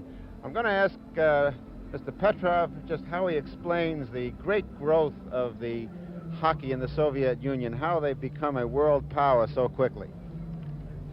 В первую очередь, советский хоккей отличается от канадского тем, что он к противнику относится доброжелательно. И второе – это комбинационный стиль игры. The first thing is that the difference between Soviet hockey and Canadian hockey is that we have a good attitude toward our opposite side, and the second is that we are playing the so-called combinations hockey, not physical. I'd like to ask Mr. Petrov whether he thinks the hockey that is played in North America is less scientific than the hockey that's played in the Soviet Union. Как вы считаете, хоккей, в который играют в Северной Америке, он менее научный, чем в Советском Союзе? Почему? Я думаю, так же научно, как у нас. Но дело в том, что 2 разные школы, поэтому они отличаются друг от друга. Both hockeys, they're scientific, but you are playing with a Canadian style of hockey and we are playing with Russian style of hockey. That's the difference. Mr. Mikhailov, in Canada and in the United States, many of the young people learn to skate at the age of 4 and 5, and they're playing organized hockey by the time they're 6 and 7. How did you become a hockey player? When did you start to learn, and how did you progress? В Канаде начинают в 4-5 лет играть в хоккей. Как ты начинал хоккей? Ну, я начал значительно позже. Я начал играть в хоккей в 12 лет. Но думаю, что, в общем-то, такое раннее начало игры в хоккей, думаю, что, в общем-то, оно идет на пользу. И если бы я начал заниматься хоккеем раньше, то действительно я достиг значительно большего, нежели достиг в настоящее время. И думаю, что слияние вот этих 2 школ канадского и советского хоккея дает определенные, так сказать, результаты. Канадцы стали играть немножко по-русски, а русские стали играть немножко по-канадски. Speaking frankly, I started to play hockey when I had been 12 years old. But I think that it's better to start when you are 4 or 5 years old. And if I started with hockey when I had been 6 years old, I could play much better than I'm playing now. But now, speaking about 2 schools of ice hockey, Canadian and Russian, now there is mixture of 2 hockeys, because Canadians, they're playing a little bit of Russian hockey and we are playing a little bit of Canadian hockey. I'd like to ask Mr. Petrov whether he thinks that the Canadian or the North American style of hockey has become too violent. A lot of stories have been written, even in today's paper, in the Hartford newspaper, there was a story that the New England team might try to out-rough the Soviet team, and I was wondering whether the Soviet players have any feelings about violence in hockey. Что ты думаешь о грубости в хоккее, о насилии в хоккее? Потому что даже в газетах обращают внимание, что был прогноз, что эта команда попытается за счет, так сказать, большой грубости выиграть у советской команды. Ну, это мое личное мнение. Я считаю, что грубит тот, кто отстает в технике и не подготовлен ни технически, ни физически. Думаю, что он не может никак остановить сильного игрока, который действительно тактически и технически сильнее его, и он начинает применять грубость. I have just one thing to say, that those who can play good hockey, they never play rough hockey, and only poor players who are poor technicians and they have poor tactics, they use roughness during the game, because there is no way for them to stop a good hockey player. That's why they violate on their ice. I'd like to ask Mr. Mikhailov, one of the criticisms of the Soviet style of hockey is that it's too reliant on a system, that there is not enough individuality in the Soviet system, and I was wondering what his opinion is of that. Критиковали советский хоккей за то, что мало индивидуальности проявляется во время игры. Какое ваше мнение? Я думаю, что, в общем-то, не настолько мало. Если канадцы успели заметить на поле и Якушева, и Харламова, и Третьяка, это уже говорит о том, что и в команде, которая играет коллективно, видны и звезды, видны и солисты. So far as I know, Canadians and Northern Americans, they are familiar with Tretiak, with Harlamov, with both of these players. It means that they have seen in the team some stars, and if they picked up stars, it means that there are some individuals. Well, they certainly have proven that they are among the greatest hockey players in the world, and I'd like you to thank them on behalf of the Home Box Office Network. This is Stan Fischler at the Hartford Civic Center with two of the greatest hockey players in the world. They're from the Soviet national team. On my left is Boris Mikhailov, and on my right is Vladimir Petrov, and my thanks to you, Mr. Kukushkin. Thank you very much. 3-1, Cap Raider.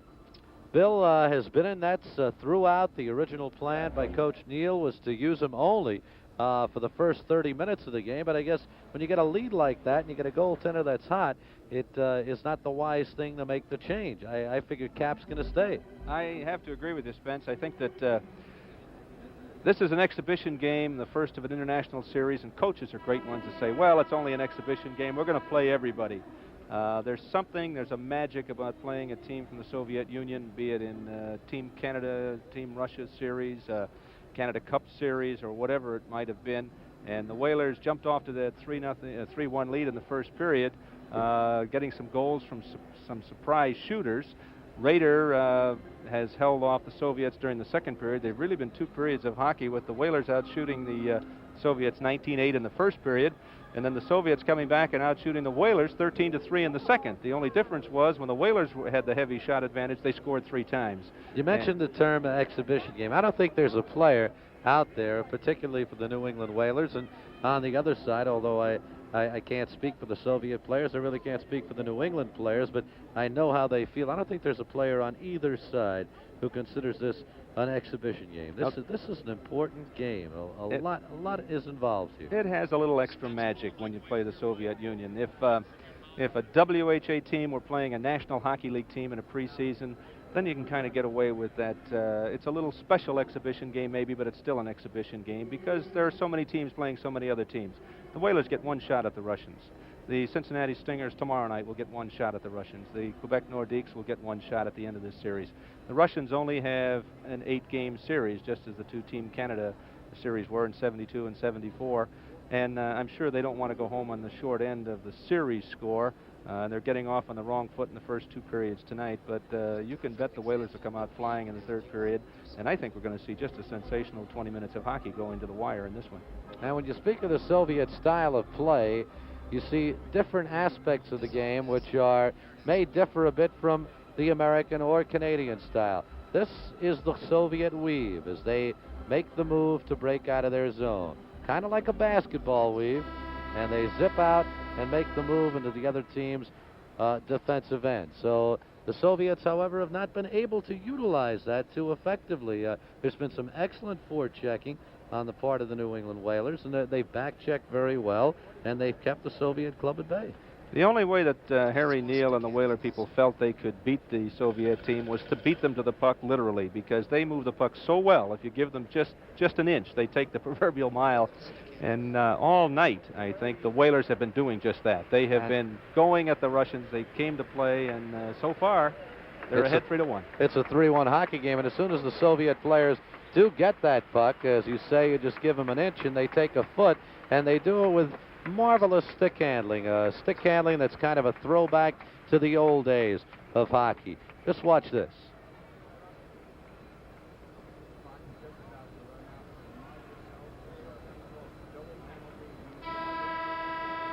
And a good defensive play there stops it, but you saw a good length of the rink rush by a Soviet player. Can the Whalers hold on in this 3rd period? In the 2nd period, it was obvious they were doing more holding on than attacking, like they did in period number 1 when they opened up that 3-1 lead. The question is, can they keep the Soviet attack at bay? I don't think they can stand another period of a 13-3 situation being outshot, because it'll eventually result in a crack. Here come the Whalers through the gate, and to follow up what you were just saying, Spence, there have been 18 minor penalties called in the hockey game, 9 in each period, and most of the penalties, 10 to be exact, have been against the Whalers. About a half dozen of those have been against defensemen, and as we said at the top of the show, the Whalers only dressed 4 defensemen for this game tonight. They have got to be some pretty tired young men down there. They have been getting some rest sitting in the penalty box, to be sure, but the other ones out there defending while their teammate is in the penalty box, they have got to be wearing down, and this is a big, strong Russian team. There is the Soviet Union's other goaltender, and he's a pretty fair one also, Alexander Sadelnikov. And I'm sure he'll be seen quite often throughout this series. There is Vladislav Tretiak, who has been in nets throughout the evening for the Soviet Union. When we start play here in the 3rd period, referee Bill Friday to drop the puck. Each team will be skating 4 aside. Tommy Webster off for the New England Whalers, while Helmut Balderas is in the box for the Soviet Union. As we start this 3rd period of play, and you will see the scoreboard clock from time to time, in international hockey and as a rule in the WHA this season, they change ends at the 10-minute mark. So you see only 10 minutes at the start of the period, and the buzzer will sound, play will stop, both teams will quickly change ends, and play will continue for the final 10 minutes of the game. But if you take a quick glance at it and say that you thought you have missed some of it, you haven't really. It's just an international rule. There was a situation in the Canada Cup with the Canadian team coming through with a victory just on that situation, with the buzzer going off as the 10-minute mark was reached, and it stole a goal from the Canadian team. Sagonkov now for the Soviet Union as we start play here in the 3rd period. All right.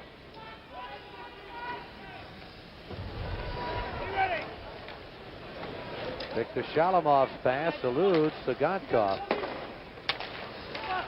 This is Larry Flo. Glove save by Tretiak, and a beautiful wrist shot by Danny Art. Well, that was a good shot and save as you watch Danny Art get off a quick one here for the upper corner over Tretiak's left shoulder, but up comes the glove. Good shot, super save. See the great reflexes there of Vladislav Tretiak.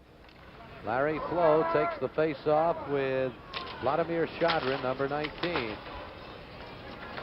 And this is Tsigankov to Shadrin. Victor Shalamov, number 9, goes through with Danny Arndt, and an icing called on the Soviets with 9:12 left in the first half of this third period. Here is Victor Shalamov, one of the high-scoring Soviet forwards.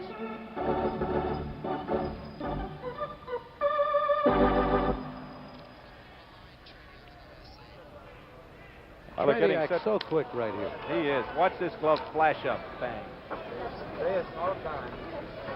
Talk about Brooks Robinson and baseball players having a quick glove hand, Spence. They don't come any faster than that Russian goaltender. And one thing I noticed on that particular save, the size of Tretiak's glove seems to be a little smaller than most goaltenders' gloves. This is Vladimir Shadrin, Yakushev, Sigankov, number 7.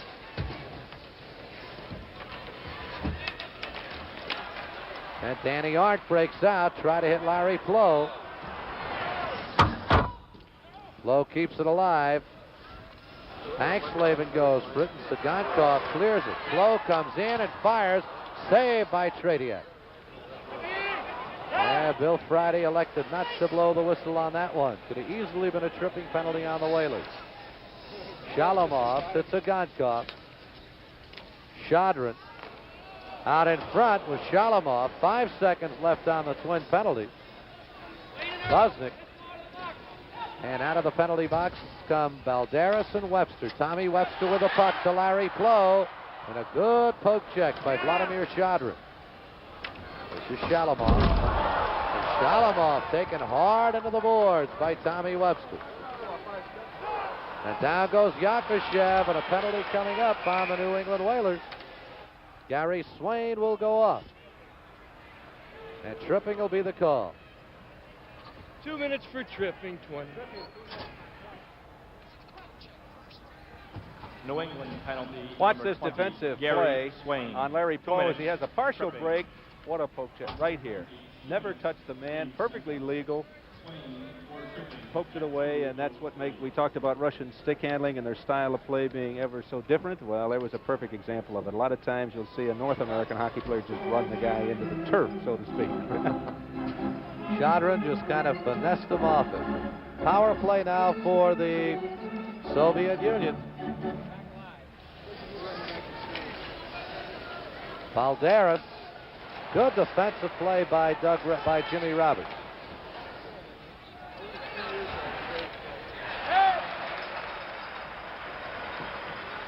The 9th Soviet power play of the hockey game, and their only score came out of power play.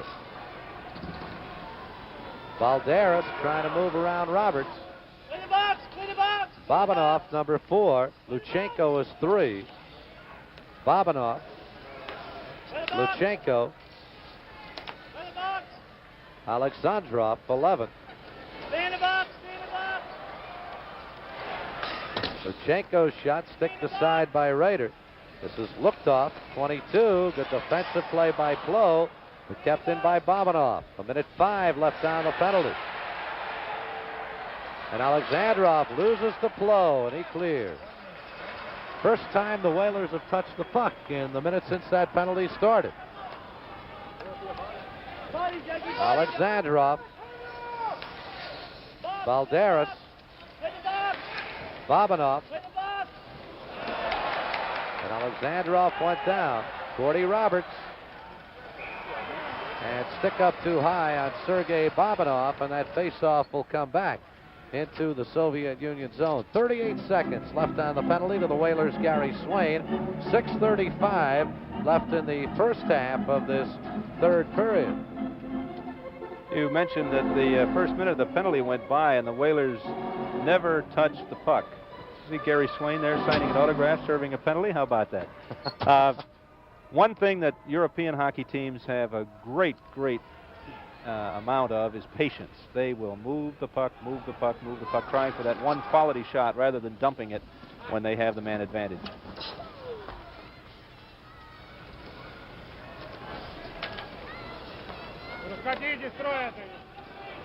This is Golikov trying to split the defense, and Hank Slavin comes up with it. The puck gets off referee Bill Friday.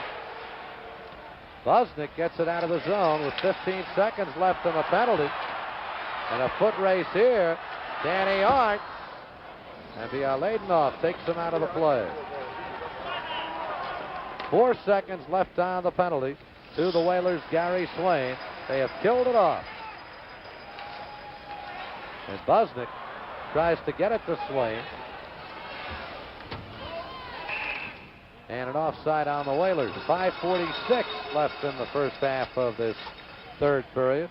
Here is Gary Swain, number 20, up and out of the penalty box.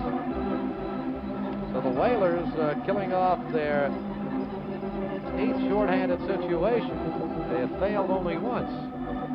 That one made it 2-1 way back at 16:26 of the first period when Maltsev scored the power play goal for the Soviet Union, their only score of the evening. And despite the one time having the 5-on-3 advantage and another 7 power plays to go with it, they have not been able to dent Cap Raider. Viktor Shalamov. Lyopkin, kick save Raider. Yakushev, Danny Arndt takes it away from him. Gordy Roberts shoots it in. Callaghan. Danny Arndt. Larry Flo. Gankov gives him a bump. Callaghan goes down.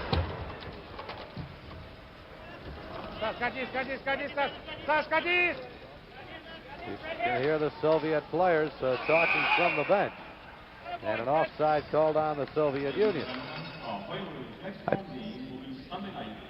Cap Raider was screened on this one, but came up with a beauty to keep this a 3-1 hockey game. Cap Raider, by the way, is the New England president, I guess Northeastern president of the Houston Astros baseball fan club. He's a great fan of the Houston Astros, great baseball fan. How many people are in that fan? Him. He's it. President, traveling secretary. Yakushev, he's been foiled tonight. Saved by Cap Raider. Danny Arndt has it for the Whalers. New England leading 3-1. We're in the third period. Viktor Shalamov. A good move. The save by Raider. Rebound. Yakushev scores. Can only hold him off the board so long. And Yakushev, there you see him. Big left winger makes it 3-2 at 5 minutes, 22 seconds of the period. And you'll get a good look at it here. This is Shalamov, comes in. Raider makes the first save. Can't control the rebound, and that's Yakushev quickly into a semi-open net. Second Bang. Soviet Union goal scored by number 15, Alexander Yakushev, assisted by number 9, Viktor Shalamov. Time of the goal, 5 minutes, 22 seconds. On the Whalers. Man who made that happen was Viktor Shalamov with a good move. And Raider made the initial save, but the high rebound makes it a 3-2 hockey game. Hank Slavin shoots the puck in. This is Luchenko. Alexandrov, number 11.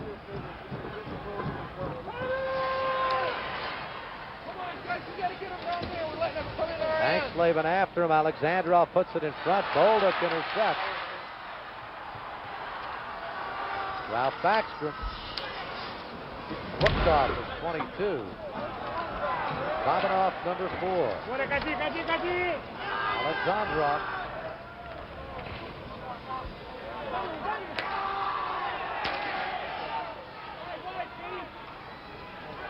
Valderas. And Hank Slavin.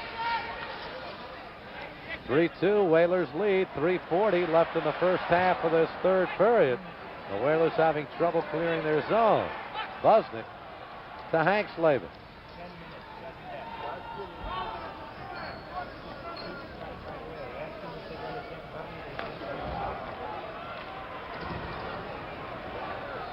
Looktoff avoids a hip check by Gordy Roberts. And the Whalers perhaps going into a shell right here, and kind of early to think of doing that against the Soviet club. They'll just keep coming at you. Alexandrov, Gordy Roberts after him. Play the body, Dougie. Out in front, looked off, blocked by Gordy Roberts. Alexandrov looked off, blocked in front by Gordy Roberts again, and the puck cleared out to center. Yalednov.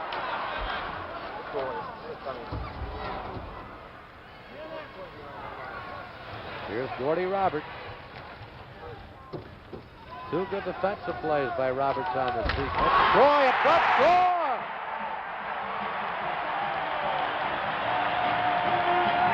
Jim Troy with a perfect centering pass, and George Lyle was there to make it 4-2. Jim Troy on that one, number 25, taking a shift in place of Tom Webster on that line with Lyle and Rogers, and he laid a perfect pass in front for the big rookie from Michigan Tech to pop behind the goaltender, Tretiak. 4-2 Whalers. Time of that one. Here's the announcement. We'll listen. Here's Gordy Roberts. Two good defensive plays by Roberts on the sequence. Assisted by number 25, Jim Troy, and number 7, Gordy Roberts. Time of the goal, 7 minutes, 27 seconds. Lyle from Troy and Roberts at 7:27.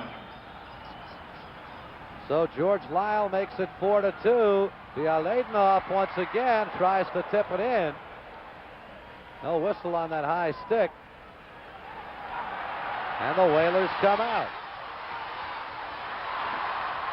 Troy, good stick save.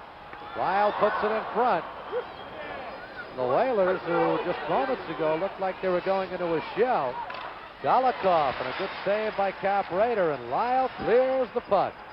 Whalers will take an icing right here.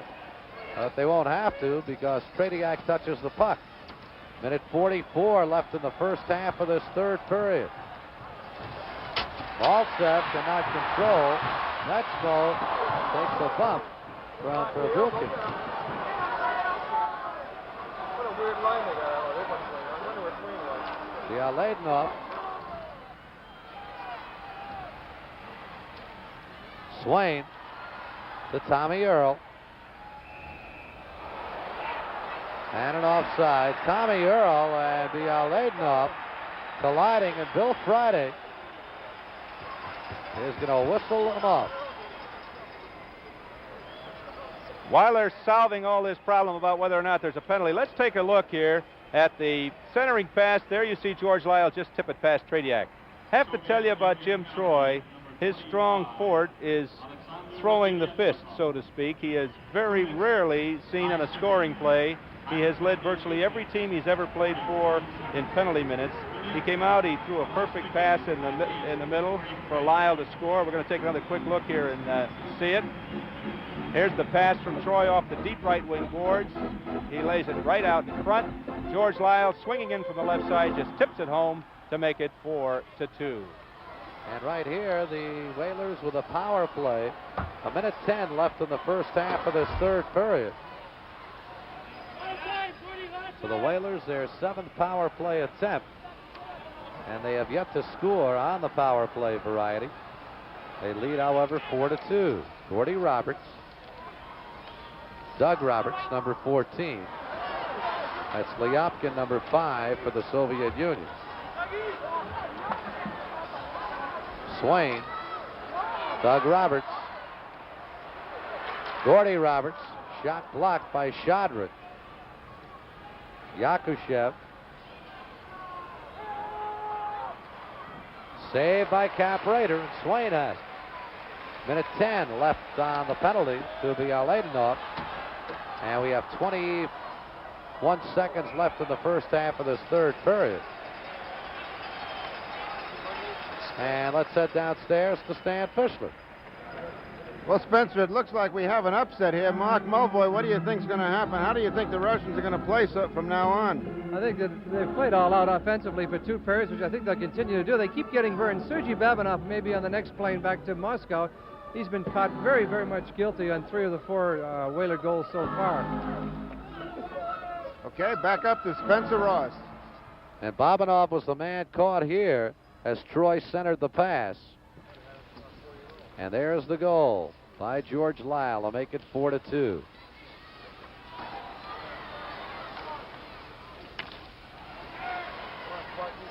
Busnick. 5 seconds left in the first half of this third period. Hank Slavin shot, and there is the buzzer, ending the first half of this third period. So we have 10 minutes to go. The teams will change sides. We have 43 seconds left on that penalty to Bialednov, and Tradiak comes down the other end. As we watch the goaltenders, and Cap Rader down at his end is getting a standing ovation, and now they come up all around the Hartford Civic Center. The young goaltender, who was only scheduled to play half a game, just came up hot tonight, Spence, as you mentioned during the intermission, and he's got 10 minutes to go, and he'll have an upset in his hand if he can make it. I still don't count the game in the win column for either team. There's a long way to go. That first period, though, in which the Whalers outshot the Soviets 19-8, grabbing a 3-1 lead. That has been the difference so far. This is Luchenko. Larry Plough gives him a bump and digs the puck out. Busnick. Save by Tradiak. Luchenko. 25 seconds left on the penalty to Bialednov. George Lyle with Luchenko after him. Easy save by Tradiak, and he holds on. 14 seconds left on the penalty. Take a look at Tradiak's glove. It's much smaller, much more flexible. In fact, if you go back to baseball, it's kind of like the old first baseman Smith Ferris Spain used to wear. You're really going back. No, you go back. Well, yes, you are, but you identify it very well. Ferris Spain. Now that is a name from the past. Here we go. Lyle's shot hits the glass. Luchenko takes Lyle into the boards. Luchenko's number 3, Lyle 16. And we'll have a face-off again deep in the Soviet end with 6 seconds left on the penalty to Bialednov of the Soviet Union. There is Vladislav Tretiak, beaten 4 times this evening. A little trouble down in front of the ice as we look across at the penalty box. There'll be a face-off to the left of the Russian goal. I believe Lyle's having trouble with his skate. Well, and that'll force the Whalers to change the skaters on the ice. Backstrom comes out with the Roberts brothers back on defense, and up front he'll have Danny Bolduc and Garrett McGregor. Danny Bolduc, incidentally, has played against many of these Soviet players. Danny was a member of the U.S. Olympic team this past winter. Right out in front, Ralph Backstrom almost caught Tradiak right out in front. With 3 seconds left now on the penalty. Watch how quickly this one happens, and Tradiak almost finds himself beaten. Backstrom just couldn't get enough on it, but managed to roll it toward the goal line, and then Tradiak covers up. And once again, it was Bobanov, the man who allowed Backstrom to get around him. Here's Backstrom.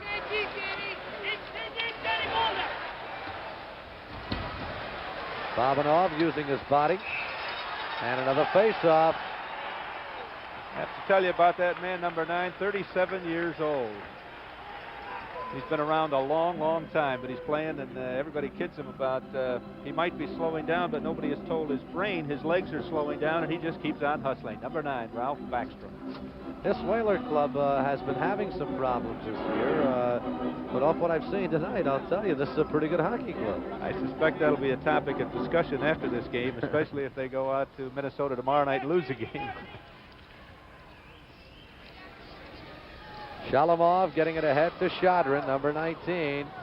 To Shalamov. Shadrin tries to center it to Yakushev, and broken up by Danny Bolduc. 8:48 left in the hockey game. Backstrom taken down. Yakushev back. And Gordy Roberts breaks it up. I mean, they had man passes even off the board. You saw Yakushev there just shoot it off the boards, headmanning it to a teammate. A lot of theories of billiards the way they play this game of hockey. A lot of angles. Gordy Roberts for the Whalers. Shalamov after it now, number 9, and we'll get a face-off. Deep in the Whalers zone with 8:15 remaining. New England leading it by a score of 4-2. Victor Shalamov leaves with the rest of his line mates. And for the New England Whalers, that's Gordy Roberts, who's worked very, very hard this evening. As you've mentioned, Bill, the Whalers with but 4 defensemen. Yakushev got the second goal for the Soviets here in period number 3. Hank Slavin, Smetsmo, Lyopkin keeps it in. Yakushev, Lyopkin, saved by Cap Raider. And we're under 6 minutes now, 5:57 remaining. 4-2, the Whalers out in front. Young Cap Raider was something of a folk hero here in New England during the WHA playoffs last spring. The Whalers' number 1 man, Christer Abrahamsson, was injured. Number 2 was Bruce Landon. He was injured, and Cap came back and played 14 playoff games. Took 2 series to the 7th and final game before they lost with a minute to go in the 7th game to Houston. And he was just Mr. Everything for the Whalers in those playoffs. Here we go again. And the Whalers bring it out. Danny Bolduc. This is Backstrom. Tretiak actually let that one go through him, but it came out behind and wide. McGregor goes for it with Lyopkin. And this is Yakushev. 5 minutes even remaining. 4-2, the Whalers lead. Yakushev trying to do it by himself. Guess who still has the puck? No, Tsagunkov couldn't keep it in. There you see linesman Wayne Monday standing right on the line, and just as it popped over, bang, he was right there. Let's go back to that save that you mentioned just a second ago. The save that was not a save, it went right through Tretiak's legs. Well, we see a little rough action behind the net with young Mr. McGregor being deposited on the seat of his pants instead. 4:51 remaining.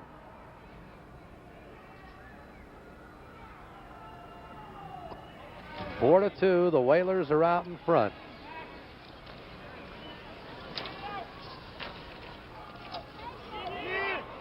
This is Alexander Maltsev. At this point, Bill Friday is not going to be calling many penalties, if any at all. He's kept a firm grip on this hockey game, and I believe has called an excellent game. I'd agree with you. There's a theory among officials that if you get involved in a game that could be a rough one, it's what they call the pyramid theory. You call a lot of them right off the top. The number of penalties per period just diminishes, and therefore you have that inverse pyramid. That's what he's done. He's down to just 2 minor penalties in this period, and they're skating and up and down. A lot of good hockey. With 4:38 remaining, 2-goal lead for the New England Whalers. Upset in the making. Hank Slavin.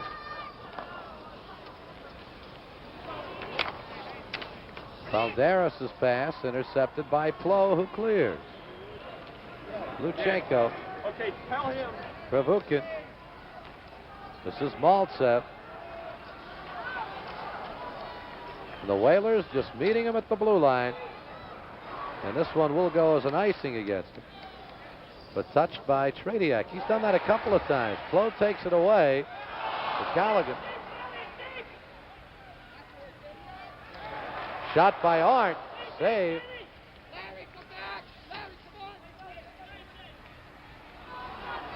Ron Busnick gets to it first. We get the icing call on the Soviets, and the puck will come back up ice.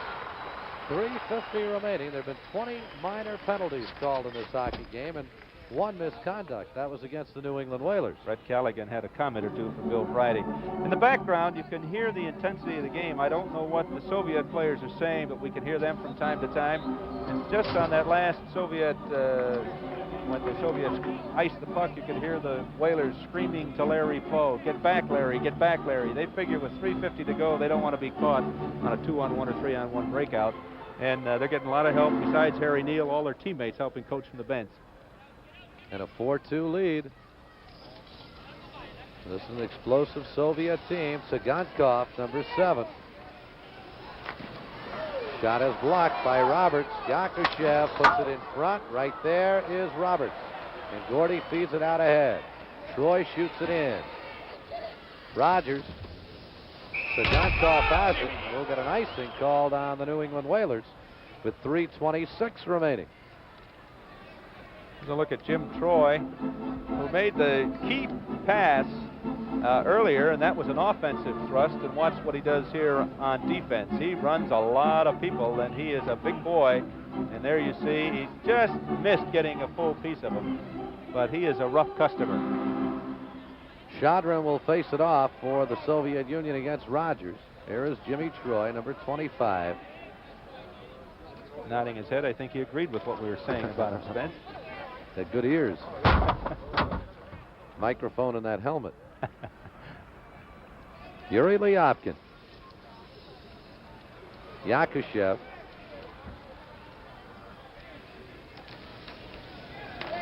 Shalamov to Lyapkin, number 5. This is Yakushev. Vladimir Shadrin hits the glass. Jimmy Troy after it with Shalamov. Shadrin has it. 2:55 remaining. And shot out ahead by Rogers. Rogers has it.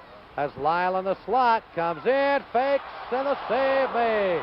Right out in front, Tsygankov helping out goaltender Tretiak. And a good thing he was on that one. Shalamov into the zone. And the puck cleared once again by Gordy Roberts. Will not be an icing. Tsygankov, nice move. Both teams changing on the move. 2 minutes and 20 seconds remaining. The Whalers lead it by a score of 4-2. Yakushev. And here's Smetsmo coming in. Tsygankov with a super sweep check to knock it away.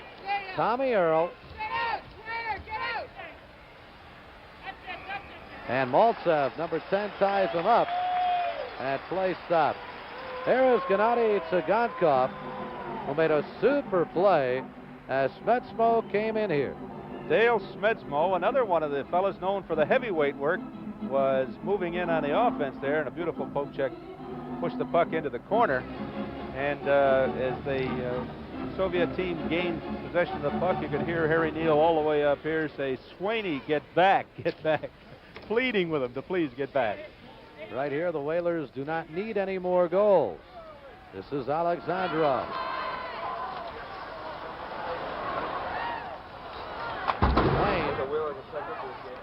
And that one will not go far enough to be an icing. 1:40 remaining. Luchenko taken away. And Swain just shoots it in. Alexandrov. Smetsmo has it. And here's a potential break. Valderas coming in. Smetsmo cuts him off. Buznik. Then is Maltsev for the Soviet Union. Right out in front, the puck clear. And Tretiak lets that one skitter by. This time we'll get the icing call on the New England Whalers. With 1:05 remaining, Vladimir Luchenko, number 3, skating back to his bench. And the Soviets get a face-off deep in the Whaler end, and they need one right here. There you see the story. 1:05 to go. Whalers leading 4-2. And Spence, it's going to be interesting to see what kind of a reaction comes from this crowd if, in fact, the Whalers manage to hang on to the lead for this next 65 seconds. Tell you saw the sign on the scoreboard, wait for the MVP award. It's only one man who can win that award tonight. 4-2 Whalers. The Whaler goal scorers tonight were Swain, Earl, McGregor, and Lyle. Yakushev and Maltsev have scored for the Soviet team. And we're into the final minute of the hockey game. Spence? Fiery flow to Rogers. Here's the break pass to Lyle coming in. Score! Lyle beats Tretiak to make it 5-2. Look at the Whalers out on the ice, en masse. to congratulate George Lyle. What a pass out front. And look at the Hartford Civic Center bedlam tonight. Nobody's sitting down now, Spence, except you and me. I tell you, I was standing a moment ago as Lyle came in and made that super move on Trediak. Cap Rader came all the way out of goal down the other end of the ice to congratulate him. Every single Whaler came off. Watch this now. Larry Flo to Mike Rogers. And there it is to Lyle, sending him home free. That long reach. He walks in and watch the move on Trediak. Bingo. It's all over now for the Russian goaltender. He backhands it into an empty net. It's 5-2. Lyle from Rogers and Flo. Lyle from Rogers and Flo at 19:08. So it is now a 5-2 hockey game, and the Whalers are going to win this one. This is the third and the fifth goal. Look what it's at. This is Shalamov.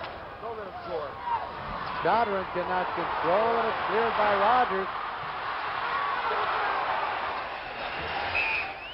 And a penalty coming up. It's going to be against Sagonkov for the Soviet Union with 27 Number seconds. 7, Russia, 2 minutes for hooking. There's Sagonkov going Soviet up. Union penalty, number 7, Gennady Sagankov, 2 minutes, hooking. Penalty, 19 minutes, 33 seconds. Sagankov for hooking at 19:33.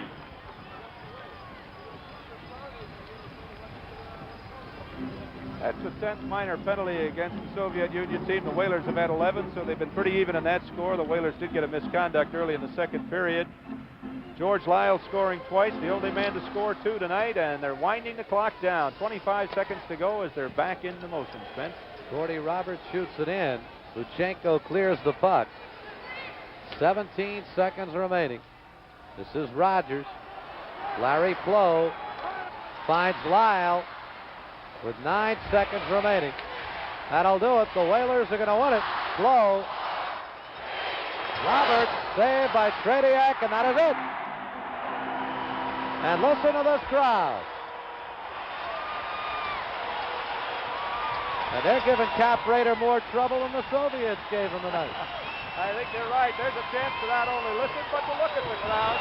Final score 5-2 before a packed house. There you hear the final shots on goal. Total shots on goal 16-12 for tonight's game. in the third period in favor of the Whalers. The Soviet Union team 33 on the night. The Whalers 38 on the night. And here they are with the traditional handshake. Spence, a surprise. Traditional handshake between the Soviet Union and the New England Whalers. And right now, some final comments from Stan Fischler and Mark Mulvoy. Stan? It was a total team effort by the Whalers. Good hitting, good goaltending, and good shooting. Mark Mulvoy, what went wrong with the Soviet team? A couple of things, Stan. You know, ever since international competition in 1972 between Canada and the Soviet Union, a couple of things have been obvious. A, the Soviets passed the puck too much. B, they do not protect well in their own defensive zone. I think tonight was perfect examples that they have not changed their games and kept up with the times. They are still deficient in both of these areas, and they better do something about it, or else it'll be a short life in international hockey. Thanks very much, Mark Mulvoy, and we go back to Spencer Ross. Okay, Stan Fischler and Mark Mulvoy, our thanks to you for taking part in this historic telecast this evening between the New England Whalers of the World Hockey Association and the Soviet Union team, which I believe is leaving the ice prior to the scheduled departure time. Well, they'll be coming back, I'm sure. A very happy crowd. The Whalers extremely happy, a surprise as the Soviets begin their 8-game swing. Final score here tonight, Whalers 5-2. Spence, a pleasure. And it's been a pleasure for me, Bill. That about wraps up tonight's game between the New England Whalers and the USSR All-Stars.